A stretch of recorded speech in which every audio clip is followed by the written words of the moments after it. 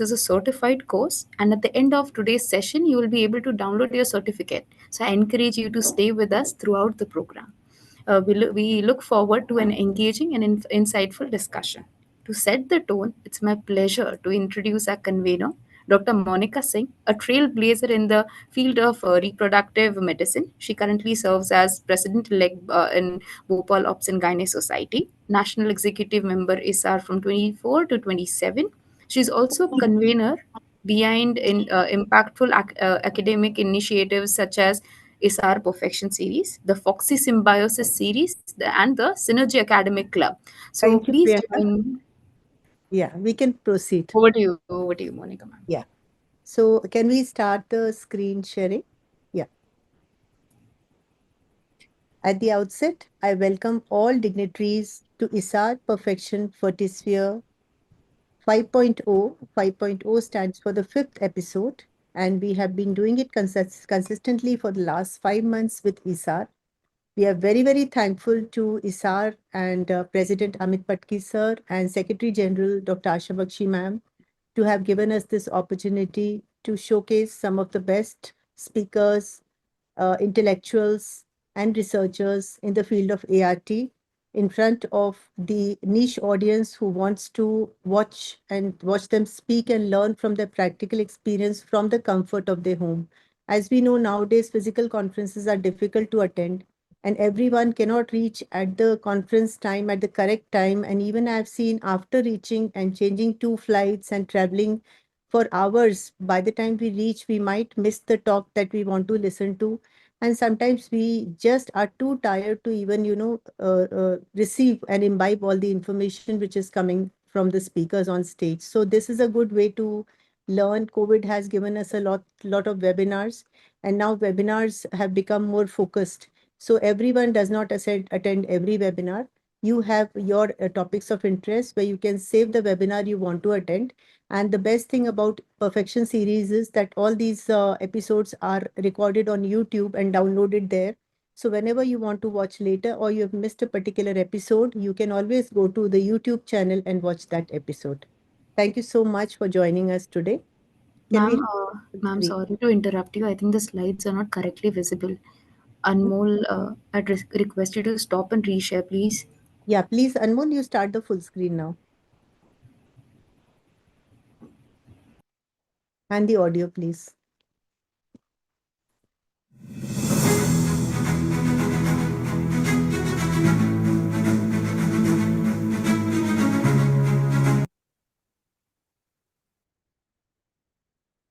Welcome to ISAR Perfection Fertisphere 5.0 Scientific Symposium with a Difference, where we deal with one particular theme every month. And this time, our theme is Hope Against Odds, Managing Infertility with Poor Ovarian Reserve. This topic never fails to baffle us. And today, 24th of September 2025, Wednesday, we are gathered here to listen to two great speakers and to participate in a wonderful panel discussion after that. Today, I have two for this program, and for bringing this program to light, I have to thank our ISAR dignitaries, President Amit Patki sir, and Secretary General Dr. Asha Bakshi ma'am for having given us the permission for the program to begin 5 months back. We have as chief guest Padma Shri Dr. Kamini Rao ma'am. We have our guest of honor, Dr. Sanjeev Reddy and sir, who is with us. Our special guest, Dr. Kedarnath Mohan Patde from Goa. Thank you so much for joining us, all the guests. And now I would take the opportunity to walk you through the program. This program will span around 2.5 hours. And we have, first of all, a talk by Dr. Rohit Gudgutia from Kolkata, who will be telling us about stimulation in the edge zone and how far can we actually push the ovary. To chair this session, we have Dr. Rakhi Singh, Dr. Neha Lad, and Dr. Anupama Chopra.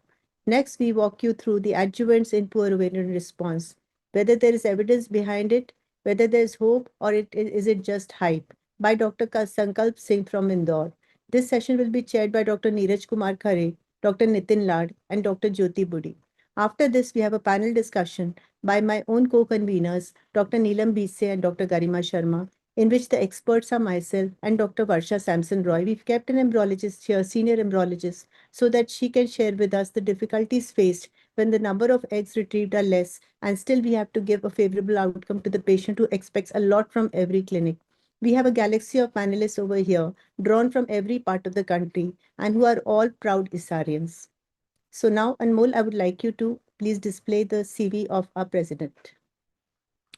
I thoroughly thank with folded hands Dr. Professor Amit Patki, President of ISAR, the biggest organization of reproductive medicine specialists and fertility specialists in India. Sir is Medical Director, Fertility Associates, Mumbai, and consultant at Khar Hinduja and Surya Hospitals, Mumbai.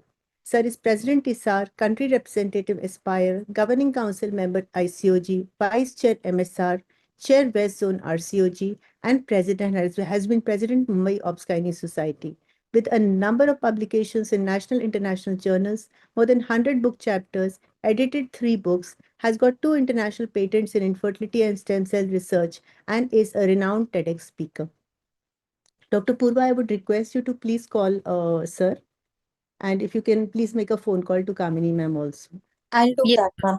Yeah, thank you. Thank you, Garima. Asha ma'am is with us, and she is the force behind not only our program but the whole of MP and ISAR in general. We look up to madam for guidance as well as encouragement whenever we feel low and whenever we are lost. So, madam, there is no need to introduce you. I've spoken about you so many times. I would just like to thank you for everything you have done for us and for ISAR, for and individually for every member, because you know how to bring out the best in every individual.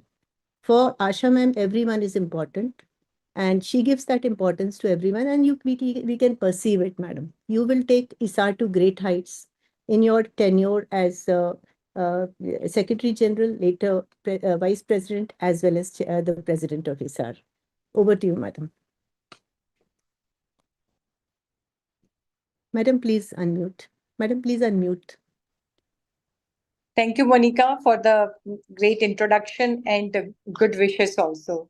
So I hope it works out well. Yes, madam. Now, I would really like to congratulate you once more for such a successful webinar. And the perfect name is Perfection Fertisphere. And it's a very good way. People say, I'm working from home. So I can say, yes, we are learning from home. So, and I think COVID has really introduced this concept, and now this is a part of our day-to-day life. Today today you have really selected great speakers and great faculties, and I think we are really honored to have Dr. Kamini Rao, Padma Shri Madam Dr. Kamini Rao amongst us, and I really welcome her on behalf of ISAR. She's one of the founder pillars of ISAR, and ISAR, under the leadership of Dr. Amit Patki, is really doing lots of work. Every week and weekend, the programs are there and being attended in large numbers and with full halls. Whichever programs are there, the halls are always full. So that is how that shows a lot about his work and popularity. Now, the topic you have chosen is really, really good, because I think everyone faces this and you really frustrated. Sometimes your formula works and next time you use the same formula and it doesn't work. So we would like to hear from Dr. Rohit Gutkutia and Dr. Rohit Gutkutia and Dr. Kedar about the nitty-gritties of, I think Dr. Kedar and Dr. Sanjeev are the guest of honor, so I would like to welcome them. And I would like to welcome Dr. Rohit Gutkutia for his talk on ovarian Thank you so stimulation. much. And also Dr. Sankalp Singh. Sankalp is another star from Indore, and he's also very thorough in his work, and he's going to talk on adjuvants. And then all our young team, Garima, Manisha, Neelam, they are going to take us through interesting cases and good panel discussion. And I would like to again thank young girls Payal and Purva for coordinating this program, and of course our dear Dr. Randir Singh. So wishing you all the best, and let's have lots of learning pearls from here. Thank you. Thank you. Thank you so much, Asha ma'am. Thank you, ma'am. Thank you, Asha, ma'am. Thank you. Thank you. I think I will wait and I will have to again call Kamini ma'am. Though Dr. Kamini Rao is joining in 5 minutes. great, Okay, great. okay. I thought that she, I told her I'll remind her at 4 p.m., but that time she did not pick up the call. So, Garima, that's great if madam joins us. And we Sir have, will not be able to join the meeting. Amit sir is not able. So, Yes, he madam, has conveyed his best wishes right now. thank you. Yes. Thank you so much. Thank you. So, we have our guest of honor. Can I have CV of Dr. Reddy, please? Dr. Sanjeeva Reddy N is from Chennai, and sir is a stalwart in the field of reproductive medicine. She is the teacher of teachers. He is senior consultant reproductive medicine and surgery at Royal Hospital and Fertility Center, Chennai. He started the first super specialty course in OBGYN in India in MCH in reproductive medicine and surgery, which is a highly coveted course. Former professor HOD, Department of Reproductive Medicine and Surgery at SRM College of Chennai, and former professor and HOD, Department of OBGY at SRMC Chennai. Sir has been awarded with several medals like Dr. B.C. Roy National Award in 2015 as eminent medical teacher, awarded by MCI New Delhi and presented by President of India himself. Apart from that, Sir has been awarded the Distinguished Faculty Award from SRMC, Champion of ISAR Award, IVF Icon Award, ISAR Durusha Lifetime Achievement Award, the SIM Lifetime Achievement Award, Srihar Lifetime Achievement Award, Bhishma Charya Award, as several extracurricular academic activities and expert in the boards. Sir has been the founder member and very active person behind TAPISAR and OGSSI. His name is well known in both these great bodies and has organized so many conferences. Almost all of us have been a part of his great conferences. Welcome you, sir, and we would be honored to have a few words of blessings from you. Sir, please unmute. Sir, please unmute.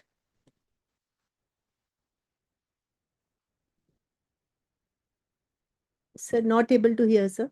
Ready, sir? Please unmute. Okay. Yeah. Thank you for our kind introduction. I have a doubt, genuine doubt, whether this perfection Fertisphere is start before itself you started, after you were starting like that, somebody named this one.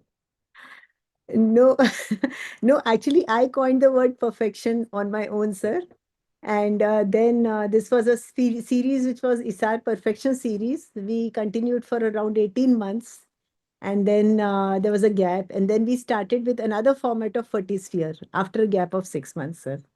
Now, I'm wondering where you will get so much energy yourself and another year and time also. And it's very difficult to organize continuously every week. And your way of selection of topics is very good and speakers also. Today also, Dr. Rohit and Dr. Sankalp is going to do very good job. And the topic also, this is going to be the day-to-day, every practitioner will be facing this problem, like how to tackle this patient. This is problem for the patient also and for the treating physician also. So I wish you all the best for your continuous academic activity. I hope you will continue like not many people will be doing this type of work. I will appreciate you for this thing, for you and uh, Ranadev. Not only this one, you are in everything like. So if I take like that, I will stick to only one specialty, but you are doing all the things, not only in infertility, in obstetrics and gynecology also. It's very good. Okay, continue your academic things. Thank you for inviting me to be here. Thank you. Thank Sanjeev sir, you asked how we get energy. So this is because of blessing of you, teachers, sir. From day 20 years, we are learning from you, sir. You are the medical college professor. We went to your workshop, ISAR and all. So its energy comes from our teachers, beloved teachers. Yes, sir. When we see Asha ma'am, you, Amit sir, I mean, you people are bubbling with enthusiasm and energy that actually that constantly reminds us that you have to be on your toes, you know. Then we have this young brigade behind us, Garima and the gang. So, sir, I think all ISARians now we are doing very good. I mean, ISAR as a body is doing wonderful, sir. Garima, please can you continue? I have got a call from Kamini, ma'am.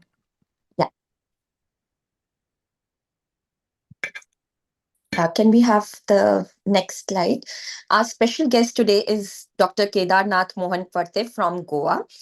Sir needs no introduction, but I will still do the honors. We all know Sir is an epitome of learning, academics, experiences, and when it comes to the field of ART.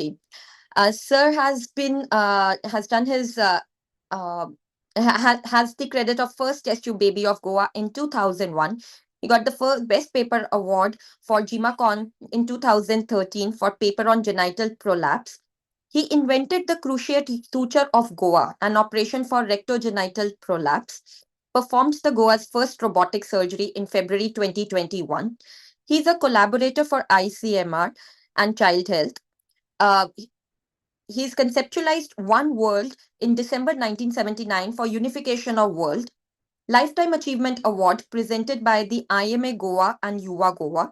He has performed over 250 robotic hysterectomies till date, got the Best Paper Award at ISAR 2025 on paper on intrauterine pregnancy after IVF in a case of intrauterine endometrial carcinoma, conducted a live workshop at Robotic Hysterectomy for POGS, Vice President of Panji OBGY Society and ex-President Goa ISAR, ex-President POGS, and he's known for to deliver the first IVF test tube baby of Goa Medical College in 2024.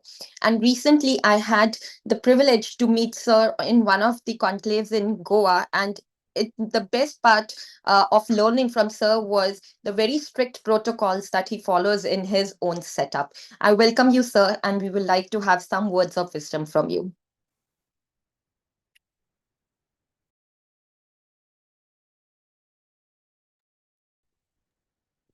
Sir, you are muted. Thank you so much, Dr. Garima, for those kind words. It was nice to meet you in Goa. I think we all heard Dr. Rohit Gudkudke also in Goa, and we know his wisdom. And we follow the wisdom of Dr. Sanjeeva Reddy, sir. Thanks for being here, Dr. Monica, madam. Thank you for calling me here today. Well, what you're doing is a great job. And what I want to say is, ISAR is doing a fantastic job. We all have to understand that sooner or later, the world population is going to start declining. And we are going to leave behind all other fields, and the field of infertility is going to be the primary field. Already, you know, the TFR has fallen in most of the countries, even China, where population was exploding, and India has also reached the TFR of only 2. So we actually, when we are saying that the world population will start falling in after another 100 years, that's not true, maybe in only 30 years. And so our field becomes extremely important. I'm very thankful to all of you for conducting such a seminar and webinar and getting awareness about infertility so that more and more younger population of our gynecologists, embryologists, and clinicians get knowledge of what to do to achieve greater successes. And these seminars go a long way in spreading the knowledge, expertise, and also improving patients' carry home baby rates. I thank you very much for inviting me here today for this August seminar. And thank you very, very much. I wish you all a lovely time this evening. Thank you, Kedar, sir. Thank you for sparing the valuable time. Thank you. Sir is in the middle of a heavy OBGY OPD and 2 cesareans, but sir has taken out the time to join us. Thank you so much, sir. Thank you. Thank you so much. Garima, you can continue. I would now like to introduce the conveners of this program, the people behind this mindset of creating a topic based entire webinars, which are focused webinars for our learning. The very vivacious Dr. Monica Singh and Dr. Randhir Singh, full of enthusiasm, a lot of things, practical things to learn from this power couple. Can I have the CVs, please? Madam is the managing committee member of ISAR. She is the president-elect of Bhopal Obstetrics and Gynecology Society, founder-president of ISOPAP chapter of Bhopal, national executive member ISAR, vice president Bhopal Menopause Society, Honorary Secretary, MP Chapter of ISAR, Joint Secretary So cum Joint thank you, Treasurer. Garima. Just 2 minutes, ma'am. Those organizational, those are achievements. So I think they need to be highlighted. I'll just take less than a minute.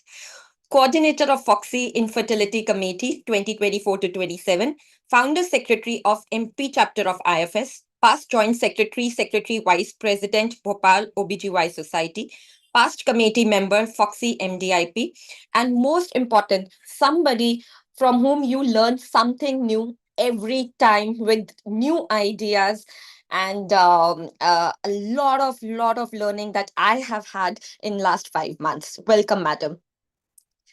Can I have the next CV, please?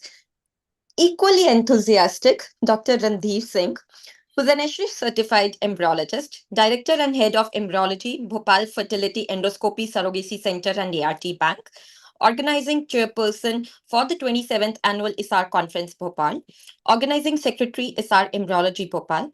He's the managing committee member of ISAR, member Madhya Pradesh PCPNDT board, member Madhya Pradesh ART and Dr. Surrogacy Garima, board. Dr. Garima, let us continue, no? Please. Yes. So only one thing about you, sir, which I have always found something to look upon is that anytime we fall short of information or the guidance we need when it comes to the ART Act, you have always been one person who's always available for us for our services and for our help and guidance. Thank you so much, sir. Thank you, Garima. Thank you, Garima. Ma'am, I think Dr. Kamini Rao has joined. Can Yes, we yes. have you introducing her? Anmol, please display Madam CV, Kamini Rao, ma'am. Good evening, madam. It is such an honor to have you, ma'am. Such an honor. And sorry for the technical glitch. You could not retrieve the faculty link. I just mailed it to you as well. Madam, please unmute, madam.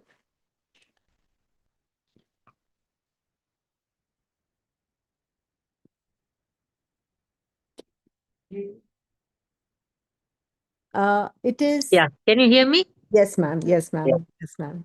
Thank you so much for joining, madam. And I will take the privilege to introduce Padma Shri Dr. Professor Kamini Rao in the midst of this August gathering. And this is the first time we are inviting a Padma Shri chief guest. So, madam, a namaskar to you and Namaskar. Namaskar. warm felicitations from ISAR Perfection series, madam, and personally from me and Randhir for blessing us. Madam Thank is you. the Madam, just a few words in your praise. Madam is the co-founder and chairperson of Medline Academics and co-founder of Medical Director, Dr. Kamini Rao Group of Hospitals. Madam has been the proud president and a very sought-after leader of Foxy, as well as president, past president of ISAR, vibrant in both the bodies, a trailblazer, and wherever I've heard from seniors, she has been a person who was very different from the rest of the leaders in her thought process, in the way of managing things, in the way of tackling difficulties. Madam has been awarded the Padma Shri in 2014 in recognition of distinguished service in the field of reproductive medicine. Karnataka State Award, Rajyotsav Award for invaluable services in the field of medicine in 1997, honored with Vidya Vibhushan Award in 2021 by the Indian College of Obstetricians and Gynecologists, and Lifetime Achievement Award by Karnataka State OBGY Association in December 21. Madam has been given several awards and honors throughout her prestigious career.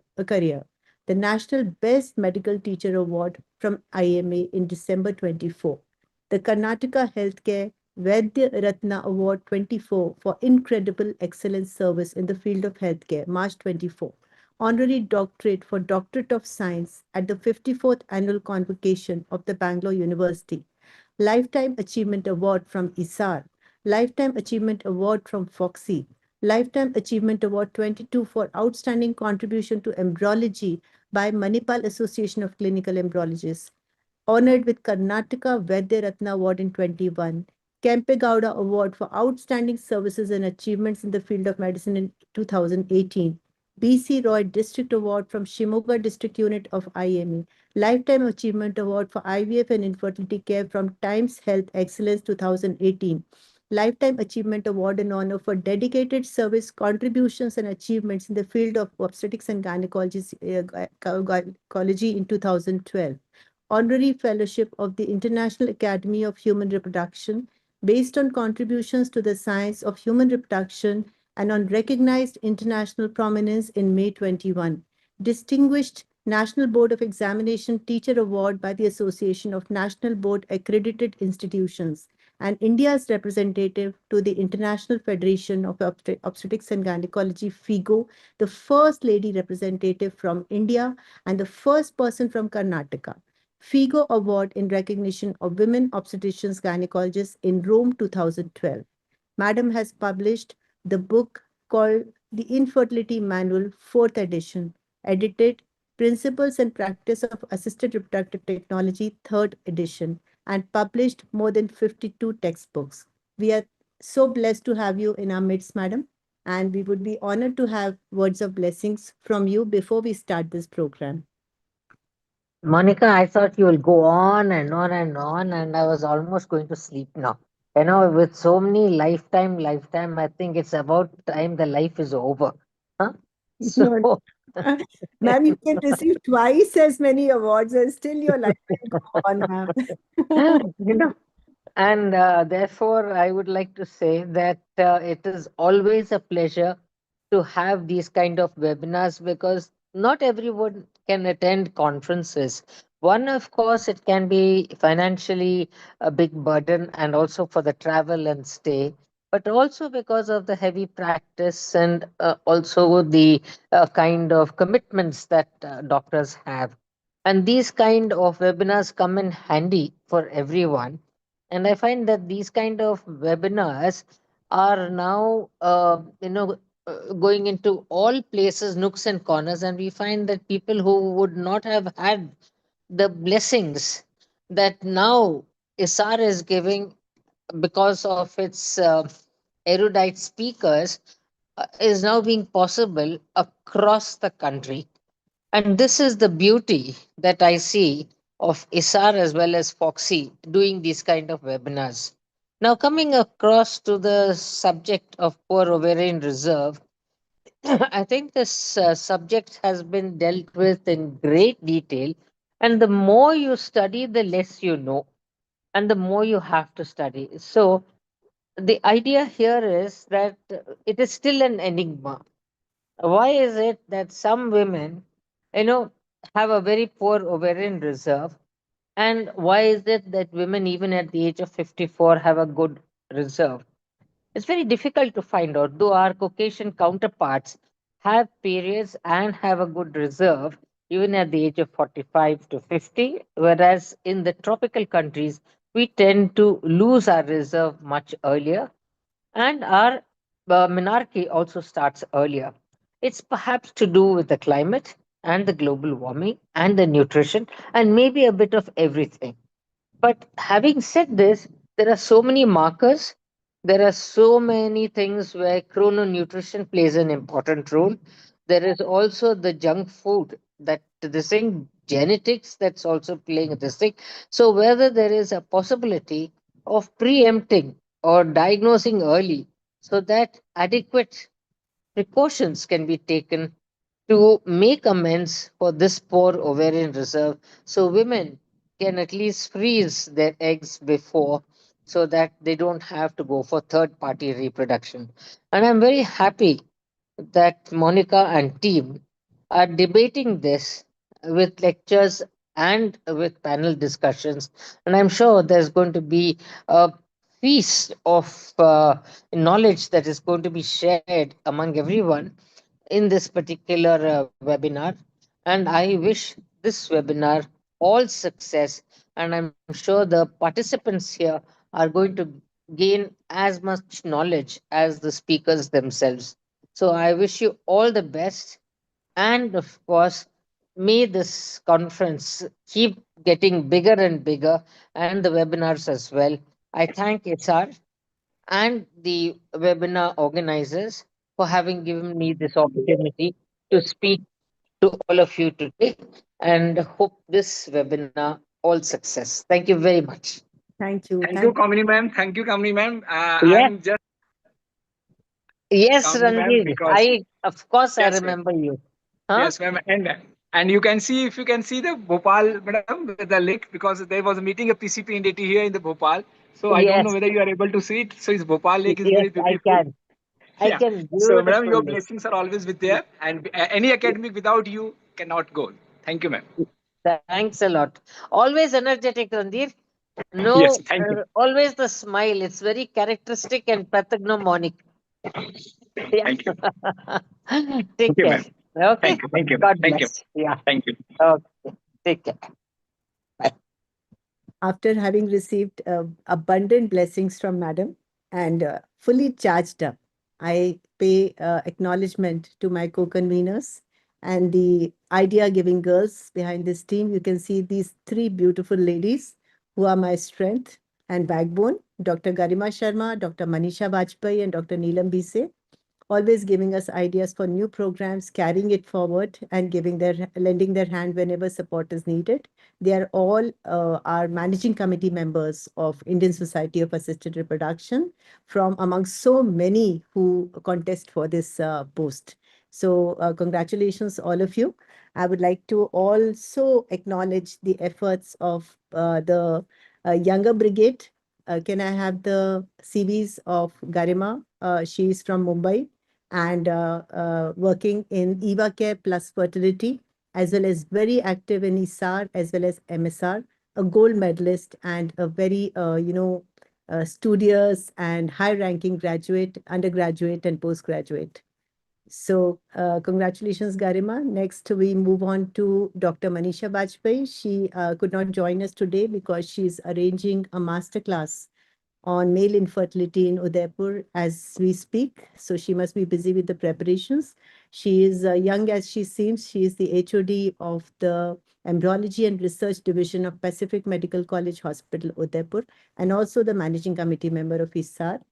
Next, we have Dr. Neelam Bise, again, a very active fertility specialist and practicing obstetrics, gynecology, as well as fertility practice, and very active in ISAR and MSR, a managing committee member again, a great friend of mine.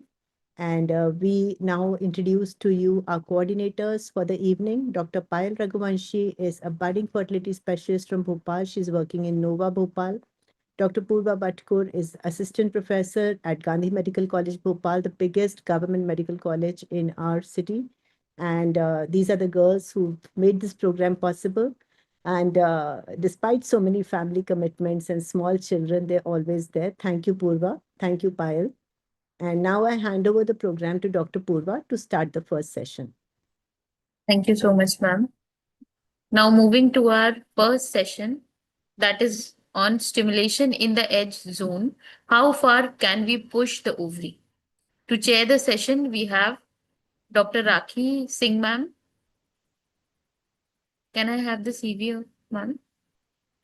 Rakhi Singh, ma'am, is presently the governing council member ICOG, vice chairperson UP State ISAR. She is president of Noida OBGY Society and a true academician. We welcome you, ma'am, to chair the session. Thank you. Next, we have Dr. Neha Lad, madam. Madam is presently infertility specialist and endoscopic surgeon and is vice president of Nasik OBGY Society. She has held various executive posts in Nasik OBGY Society and is recipient of various awards like Dronacharya Award, Shayadri Puraskar, Dr. Vasant Rao Gupte Award. We welcome you, ma'am, to chair the session.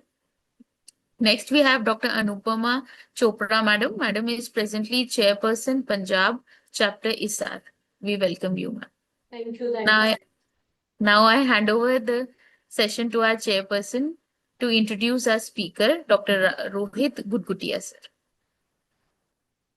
Over to you, ma'am. Good evening, everyone. At the outset, I would like to congratulate Dr. Monica and Dr. Randhir and ISAR itself with all the star-studded people who are there. Let it be Monica, let it be Randhir, let it be Garima, or this Neelam Bise, whosoever it is, and Manisha, they are all dedicated persons for ISAR, and we are all working for the betterment of ISAR. And we've got Dr. Rohit Gudkutia with us, and he is a medical director of Nova IVF Fertility India, a physician at Kolkata, and areas of interest are andrology, controlled ovarian stimulation, quality assurances, and is having an experience of more than 20 years with full-time practice of reproductive medicine, and he has graduated from Medical College of Kolkata.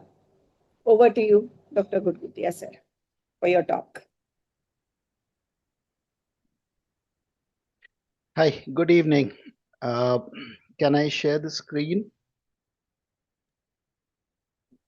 Yes, please. The screen share is on, Dr. Rohit. Yeah.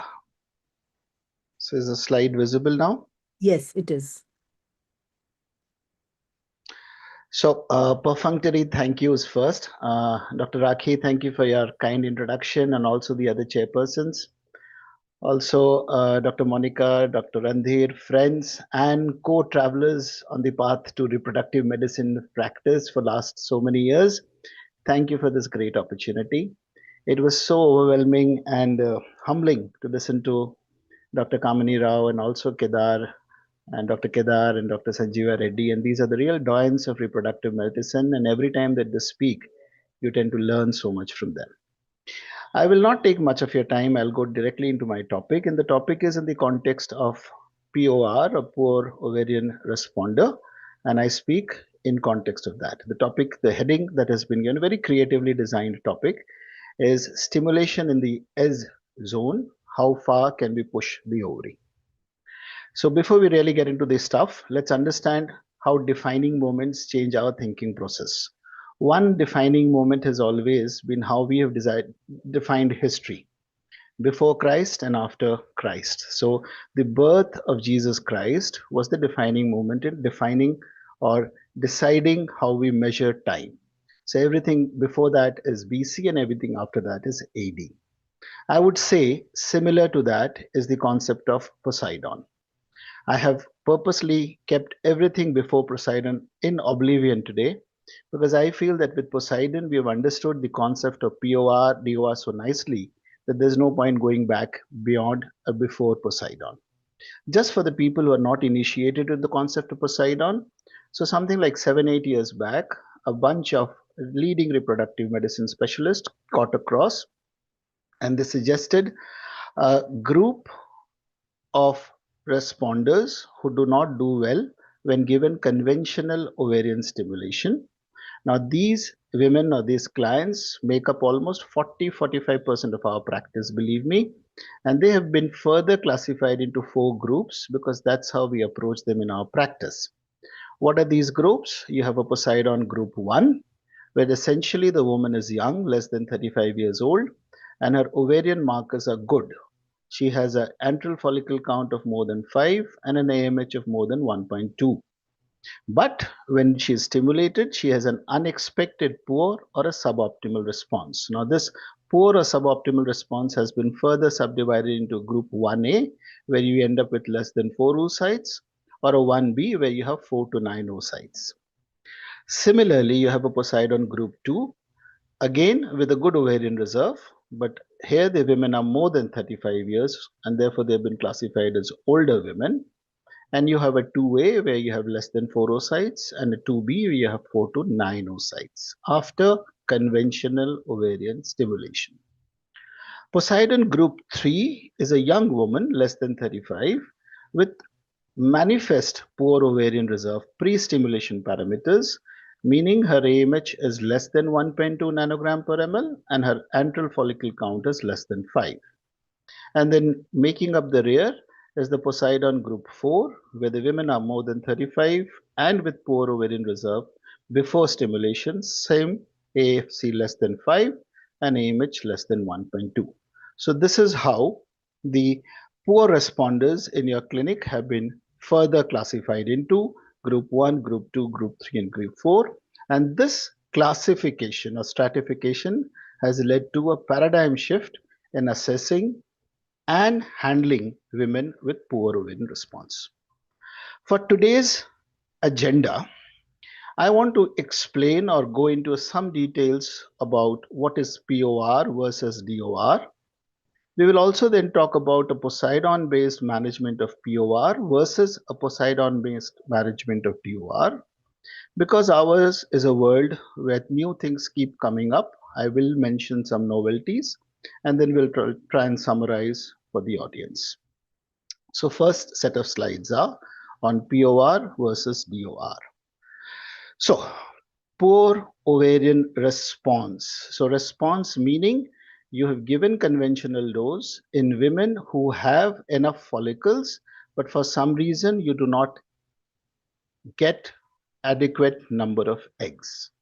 So you have lesser than expected number of eggs, and that is known as poor ovarian response. What is diminished ovarian reserve? This is no longer a response, this is a reserve. So here you are knowing for sure, even before you started your stimulation, that these women have less eggs or less follicles in their ovaries, and it is kind of a given or expected that these women will end up with less eggs even when you give them a standard stimulation protocol.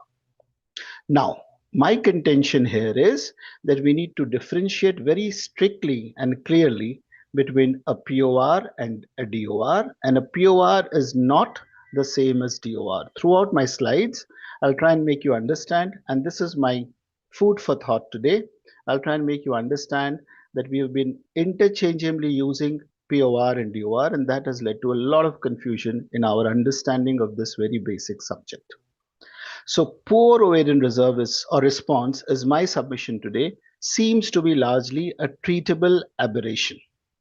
So here the concern is you have follicles but less eggs. Now what could be the reason? These are all postulated reasons, need not be the same, could be something else also. The commonest reason is a poorly stimulated woman. So you've either given her low gonadotropins or the gonadotropin given to her was not of good quality. It is also postulated that some of these women definitely have what are known as polymorphisms on their FSH and LH receptors, leading to poor action of FSH or LH given exogenously to them to stimulate ovarian response. There could also be environmental factors. We include obesity also as a part of this. There is also a contention that the follicles that are there in the ovary, when the stimulation starts, they were in different sizes or asynchronous cohort, and as a result of which, when the trigger time had come, some of the follicles were found to be mature, most were not mature, and therefore, in spite of having enough follicles, we did not end up with enough number of mature oocytes. And then the last part comes, which is more of a quality issue, where either the trigger was not adequately administered, or it was administered at the wrong time, or the dose are suboptimum, and these are the reasons why she did not yield the adequate number of eggs. This also includes a poor technique as far as oocyte retrieval is concerned. The reason I define this is not as rare or as limited as we might think. What is a DOR? A DOR is a spectrum. And here, personalized management is the key for me and for most of us. Unfortunately, treating as treatment conventionally means, as in curing, is not possible for DOR. I would like to look at the spectrum of DOR as starting with a premature ovarian aging.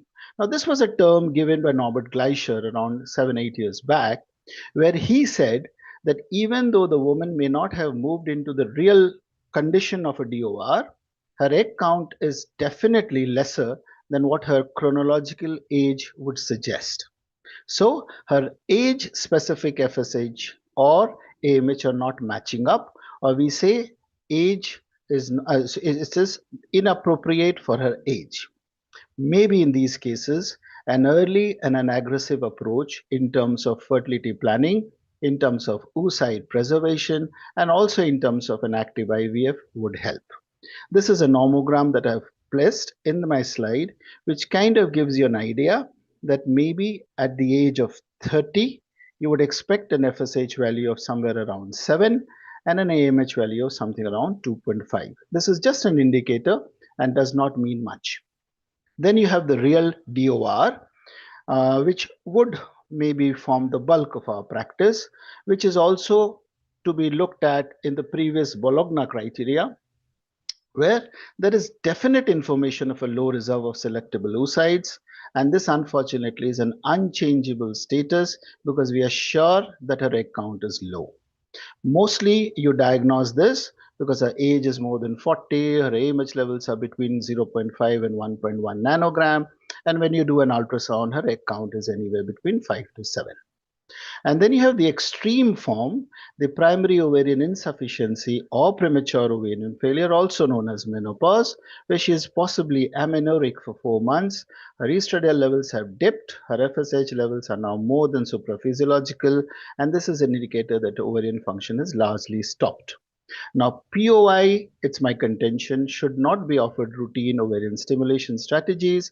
For them, you could look at alternative therapies or ovum donation. So the concluding slide in my first set where we try and differentiate between POR versus DOR is, and unsatisfactory response is a common occurrence in our practice. Prior jumbling up of acronyms like POR and DOR and using them interchangeably has unfortunately muddled our understanding of this aspect. This has also led to erroneous interpretation of usefulness of various interventions and innovations used liberally so as to enhance outcomes. Thankfully, with Poseidon, we now understand that a group 1 or a group 2 is mostly a POR, that is, they have enough eggs but they have not responded properly, and a group 3 and a group 4 are DOR, where they have less eggs and therefore they have not responded properly. So that clarification or that understanding is my first set of slides. The second set of slides are to do with Poseidon-based management of POR. So I purposely made this more obvious by talking about it is a modifiable status. So it could be altered or changed with medication. Now, this is basically the client population is a group 1 or a group 2. And here what you're looking at is basically you could have given a low gonadotropin starting dose. It could have been because of asynchronous development of follicles. As we mentioned, there could have been a genetic polymorphism of the FSH or the LH receptors, or it could be a trigger or a oocyte recovery issues. So in these patients, what you need to do is kind of tinker some of these things and you might get better outcomes. So this is a publication which has kind of suggested what could be looked at as options. Number one suggestion that they've given is you opt for down regulation with either a lon agonist or an antagonist. You try and increase the dose of FSH over the standard in European countries, the standard dose is anywhere between 150 to 225. In our practice, it's more like 225, 300, but you try and increase the dose of FSH. It also mentions that you could add LH, it's an optional option, and can be considered with LH receptor polymorphism. As a practice, we do not check regularly. And for triggering, it mentions you give a full dose HCG for an agonist protocol, or a GnRH agonist or HCG for an antagonist protocol, or for a double stimulation. Now, some novel strategies are also suggested, such as double stimulation or adjuvant, such as androgen, a growth hormone. So now goes some details about the kind of controls that we exercise in our practice. So this is one paper where they've looked at the Poseidon 1 and Poseidon 2 with 3 kinds of control. The control 1 is the early follicular long luteal suppression. The second kind of control that they have exercised is a modified long luteal that is starting from the day 21, 22 of the previous cycle, which is the standard practice that we all do. And the third option that they looked at is the standard flexible GnRH antagonist cycles. And they have come back and said that the miscarriages rate are almost equivalent in all the 3 groups in Poseidon 1. The pregnancy rates are slightly better in the early follicular luteal, long luteal stimulation protocol. A simple explanation for this could be that as you suppress the ovaries, you actually make the cohort of follicles uniform. So in a sense, you get more follicles to grow during your stem phase. Similarly with Poseidon 2 as well, you see that the miscarriage rates have increased because of the age factor. Remember, these are more than 35 years old, but the pregnancy rates are mostly equivalent. Something that is to take home, that in possibly in younger women with Poseidon 1 type women, you could look at either an OCP or a long luteal phase in the next cycle to improve the yield as far as the GnRH agonist control is concerned.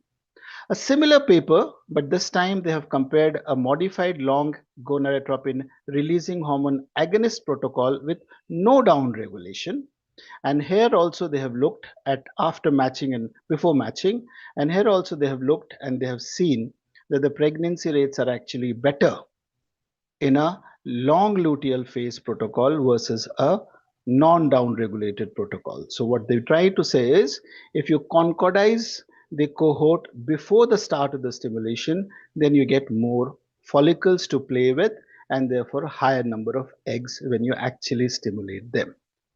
Again, this is a larger summary of the same thing where they looked at all the groups separately. And there also, if you look, the pregnancy rates and the miscarriages rates, they're all uniform, whether you're looking at an agonist or an antagonist as far as non-Poseidon is concerned.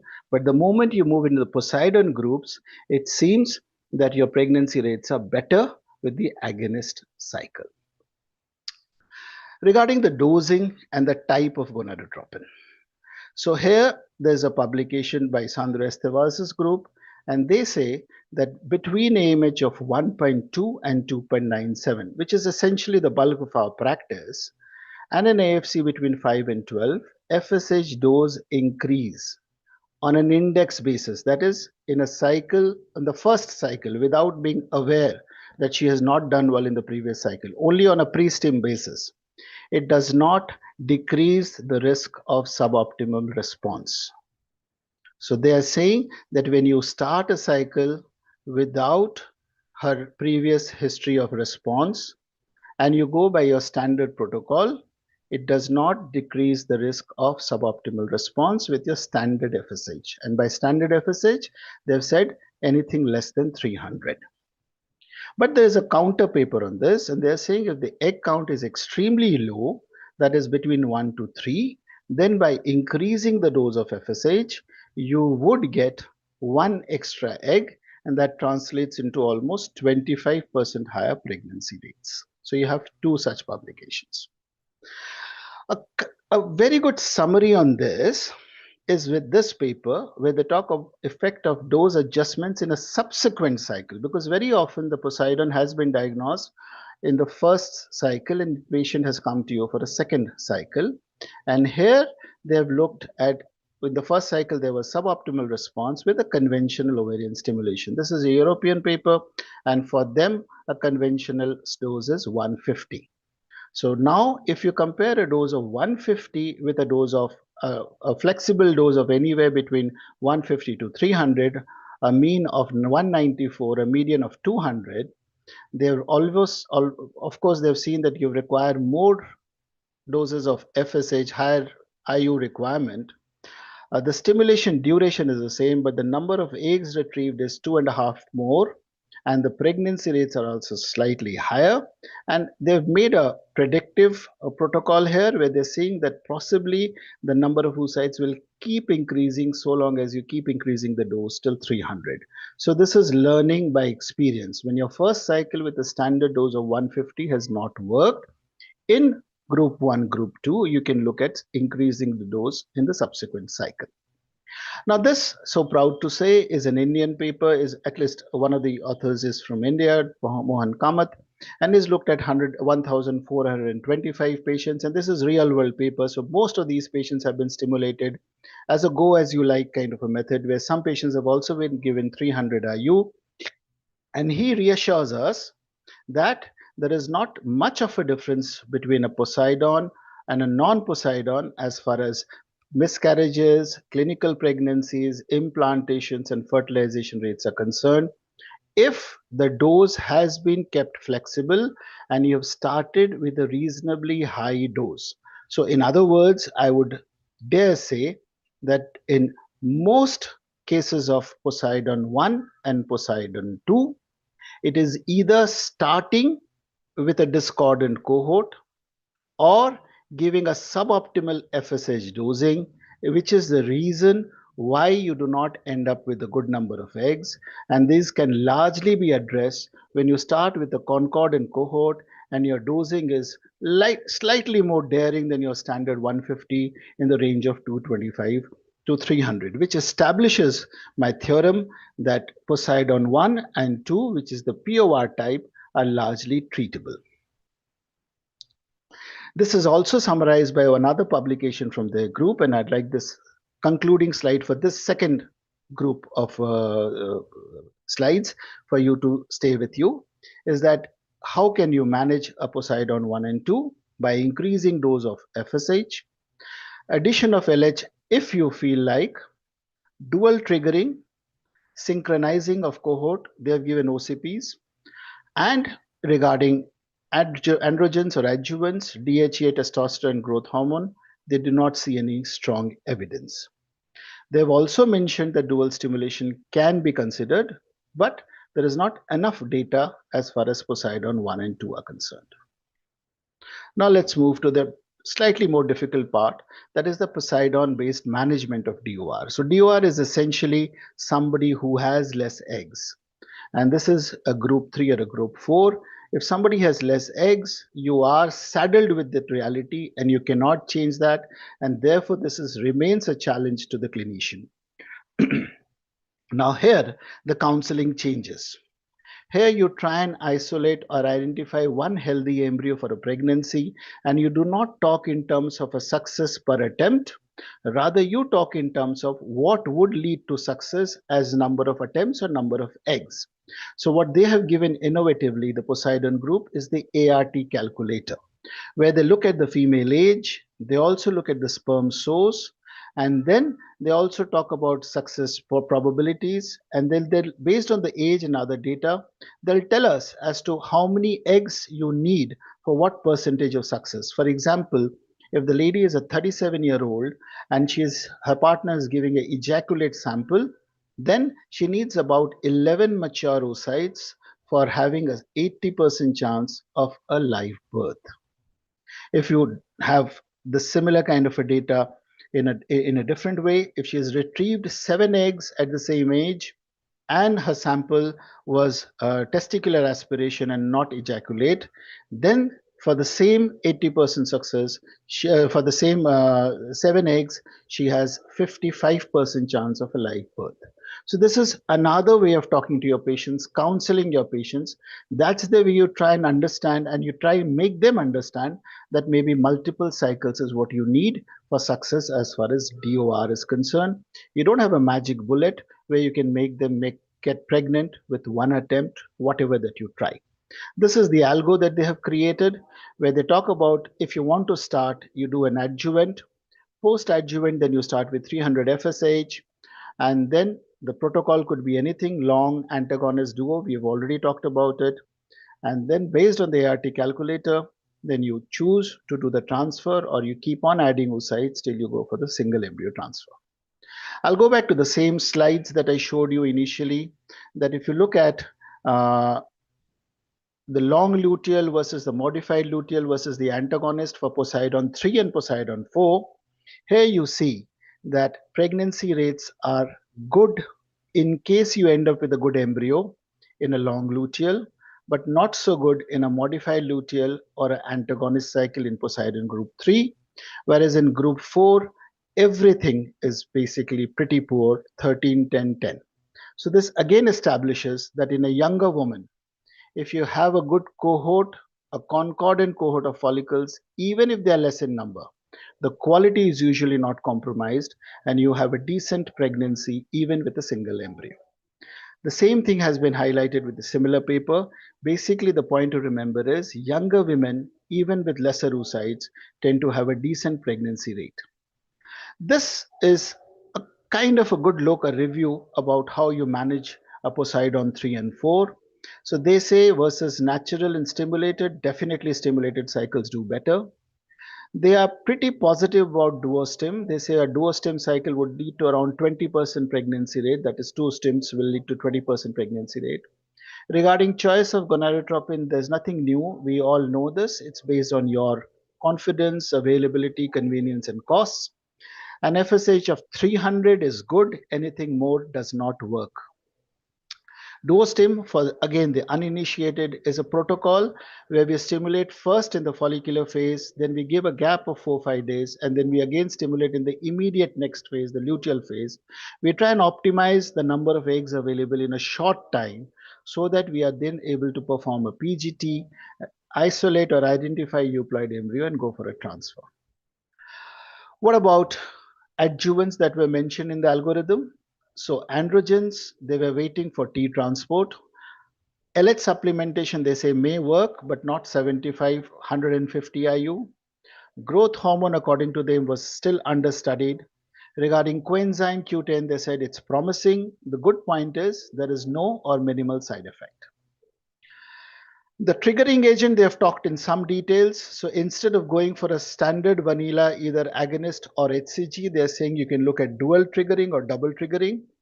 Dual triggering is when you combine HCG and an agonist together, and a double triggering is when you give the HCG and agonist separately. The agonist is given at 40 hours before oocyte retrieval.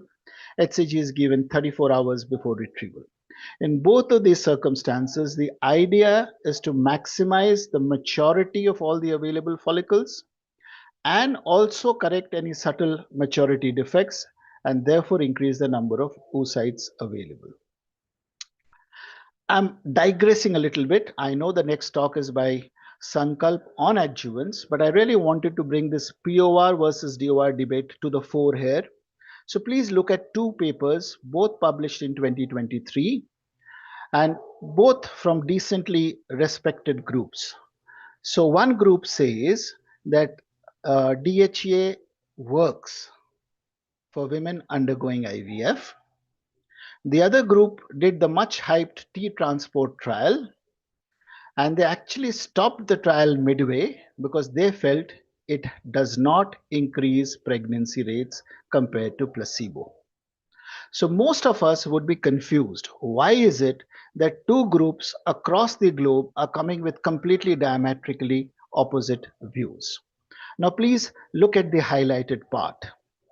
This Chinese group with more than 4,000, with something like 2,323 patients, they looked at women who had poor ovarian response. Now that includes women who had been poorly stimulated and women who had DOR. Whereas the T transport looked only at women who satisfied the Bologna criteria, that is, women who had seriously, genuinely DOR status. So my submission here is the moment you have a heterogeneous population, the simple act of stimulating her better in the next cycle will give you better outcomes. And at that time, by mistake, whatever intervention that you're doing, you might attribute it to that intervention. And that has been the biggest bane as far as usage of adjuvants in this group of patients has been. I've always advocated that please look at the data, please look at the fine print very clearly, and then decide whether adjuvants work or not. So this was a side talk. I'm sorry for the digression. So next time that you read the papers, please check whether the substrate population is a POR, which is nothing but some badly stimulated patients and some genuinely DORs, versus whether it is a DOR or a Bologna criteria women who are basically 75% POI patients and 25% with low ovarian reserve patients. Now the last part, that is the novelties. So management option for DOR is an enigma. It's a challenge. We cannot recruit follicles that do not exist. Egg quality also fundamentally cannot be altered. But what about follicles which do not even get recruited? So I'll just here try and tickle your brain cells a little bit. Look at nature. Nature works in a simple way. It starts with an encapsulated seed. That seed then germinates. From germination, you have a sapling, and from a sapling, you have a full blown plant. Somehow, we have looked at the egg and the sperm as seeds and not as a sapling. What if there is a pre-seed state? That is, these eggs and sperms that are maturing over so many days in our ovaries and testes, they could be stimulated even before they are not, even before they are ready to be stimulated by gonadotropins. Would that change the scenario? So a lot of work is happening here, and the pushing of the envelope, that is my topic today, is actually happening at this zone. We are trying to look at follicles, whether they can be rescued even before they are amenable to development through gonadotropins. So remember, gonadotropins only start working once the follicles have actually appeared in the cycle. What happens before that? So before that, you have the primordial stage, the primary stage, and the preantral stage. The preantral follicles, for all that you know, would respond with androgens. It's another matter that how do you reach androgens in the ovarian milieu? I'm not going into that. The logic is maybe there are certain cytokines, certain factors which can work at the preantral level. Maybe there are certain things which can work at the primary level, and maybe there are certain things which can work even at a primordial level. And therefore, a pre-seed into a seed into a sapling, and therefore into a plant can be what we can look at. Is some work happening in this zone? Yes, happy to report there is some work happening in this zone. And here are my next slides. So one is, of course, the PRP. Now, again, please look at the fine print. So today, PRP is being proposed for almost everything. This Fertisphere paper looks at PRP for women under 40 years. And they come back that it seems to be improving the ovarian reserve markers. I'm not very convinced because they have not chosen the really bad patients. This group looks at women who had bad eggs in the previous cycle and they say PRP works. Again, I'm not very sure whether the bad eggs were fundamentally because of bad stimulation or because of genetics. Neither of them would actually respond to PRP. So PRP is there. We are all looking at PRP in a very positive tone, but PRP still has not been able to establish itself that it is a real game changer. These are other aspects of ovarian stimulation or oocyte activation, which I'd like to draw your attention to. So you can actually give FSH not for follicular growth, but for basal follicular growth, which might lead to a better number of preantrals and antrals in the subsequent cycles. This is again basic sciences, needs to be backed up with human intervention. And the last two slides. It is my strong submission to you, all of you here, is possibly the very act of incising the ovary with an incision leads to release of cytokines, which helps in activation of the ovary. So this is again the very celebrated PRP group. They've looked at surgical approaches of drug-free in vitro activation and laparoscopic ovarian incision. They call it a whole ovarian laparoscopic incision, or OLI, to treat patients with ovarian infertility. And please, they have chosen patients on recent amenorrhea or DOR, the real bad ones. Similarly, this paper again talks about the same thing. If you do mechanical stimulation of the ovaries, maybe you get a better response. Anecdotally, we all realize that our second attempt of ovum pickup tends to give us better eggs if the second attempt is carried out in quick succession. Is it because the very act of puncturing the ovaries for collecting eggs stimulates the ovaries in some way? That's again food for thought. As we speak, this very respected group from ART Fertility Dubai, they are recruiting patients to look at a trial which they have named, is there a role for mechanical stimulation in ovarian follicular activation. They'll possibly close this by the end of this year. We'll have to eagerly await for the results of this trial. Meanwhile, coming back to the last slide, to summarize, therefore, it is frustrating for both patients and for the service provider. There is no solid data recommending any magic bullet. Only protocol giving good result is OD. But unfortunately, most of our patients will not choose OD, or they'll go through multiple failed cycles before we or they choose OD. This group has recommended growth hormone, especially with patients with borderline growth hormone deficiency. They've also talked about another situation where there is a diagnosed autoimmune condition in women, then giving them steroids and then going for a stimulation might work for them. But largely, they're saying the same thing.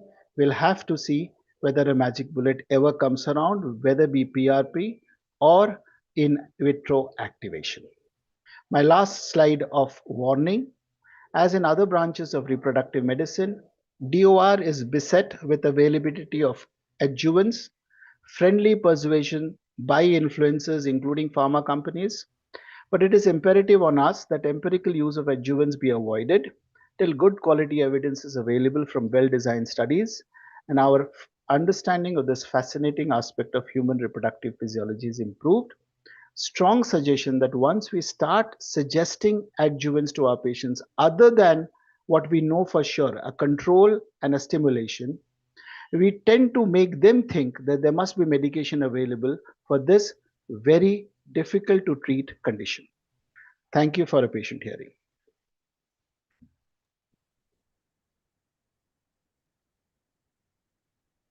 Chairpersons. Yeah, thank you, Dr. Rohit, for such an informative. I mean, we all were spellbound. It was like a flowing thing, such a good and a simpler way to very good slides. Very good slides, I must say. Hello, Monica. Yes, ma'am. Yes, yeah. It's really what Dr. Anupama has said. It's a mind-blowing lecture presentation. What is more important is sir has really made the clear-cut division into the DOR and POR, which was inadvertently was being replaced by each other, and that has made really our point very clear. Yeah. There are a lot of clear messages, I think, which will help us to really modify our practice and go to the basics of the process. It will make us think so many things.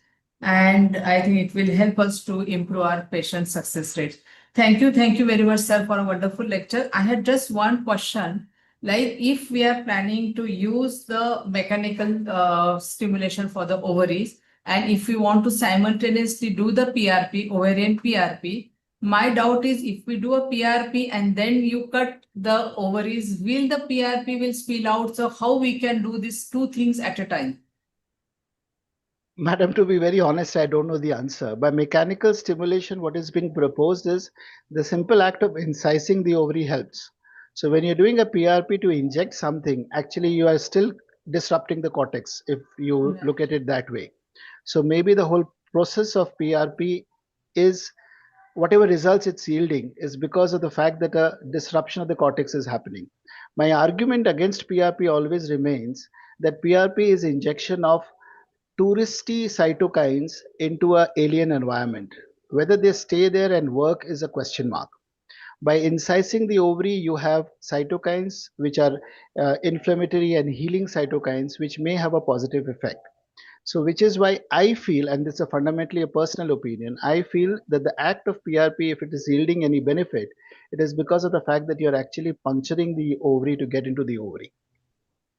So cutting the ovary is not what I am proposing. It is just you incise the ovary is what I am proposing. But again, this is not science as yet. Or this is science, but this is not medicine as yet because there is not enough data, enough evidence to back it up. Dr. Neha, Dr. Garima here, just here adding one point. I think, Dr. Rohit, what you said was also the theory which was given by the proponents of PRP, that we don't know whether it is the puncture activation or it is the PRP related release of Absolutely. the cytokines which is doing the work. So we Absolutely. still don't know.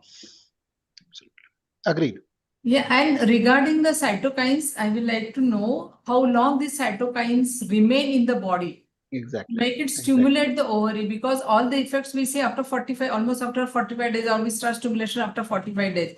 So how long the cytokines remain in the body to the response to the incident? Exactly. And do they really, because we are working on that theory, but it really does have that enough duration in the body to activate the cells and make them respond to our treatment? Exactly. So as far as we remember, a process of inflammation to resolution takes around 8 to 13 days. That is when the incision is happening. But when you're injecting some foreign material into the ovary and most of it is leaking out while the process of injecting is going on, you have a serious doubt whether that is working or the process of incision is working. So all this put together, these kind of developments kind of excite you that maybe we have found the right answer, but still time has to be the best judge.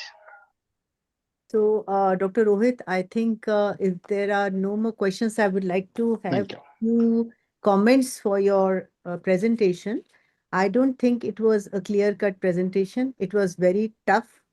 It had so many studies. In fact, if I want to grasp every bit of your presentation, I'll have to open your slides again and see them properly, read every paper, and then come back to your slides. So it Absolutely. was one of the most elaborately made and difficult presentations of my webinar in the recent times.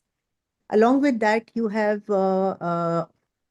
categorically spoken about the T transport and how T transport has denied the advantage of using androgens in DOR. In POR, of course, that Chinese group did the study, but today you clarified very beautifully that POR you may deal as a normal subgroup of a normal patient. It might not be a classification at all.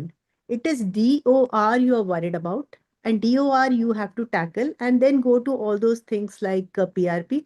PRP, of course, I feel a large cohort of patients has to be subjected to PRP and mechanical activation, though incision would be too harsh a method. But doing those punctures might work, wherein the ovarian cortex is destroyed or damaged less as compared to an incision. CoQ and DHEA do work in individual centers because there is a group of evidence in Cochrane as well as other studies where the individual evidences, if your clinic is doing particular strategy and if it is working, you might continue to do that in a particular subgroup of patients where you have convinced the patient that this might work. But again, this is a very soft target. The POR and DOR patient they are such soft targets that anything they'll believe anything and everything you say. So it is up to the clinician how much of adjuvant, how much of cost, how much of therapy do they take the patient to. There has to be a limit. And that those limits have to be set by individual centers for particular financial groups of patients. Thank you so much, Dr. Rohit. I would just, All points humbly accepted and absolutely agreed upon. but it was a mind-blowing presentation. So, talent can always hit a target which nobody else can hit, but genius hits a target which nobody else can see. And you have done that, Rohit. Thank you Thank so you. much. Thank Thank you. you so much. We can go to session 2, Payal.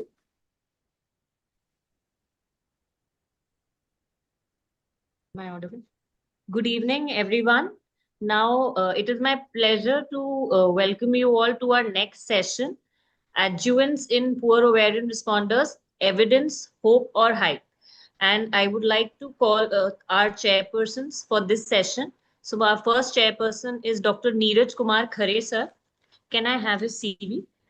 Sir needs no introduction. He is director, Khare Nursing Home and IVF Center, Devas.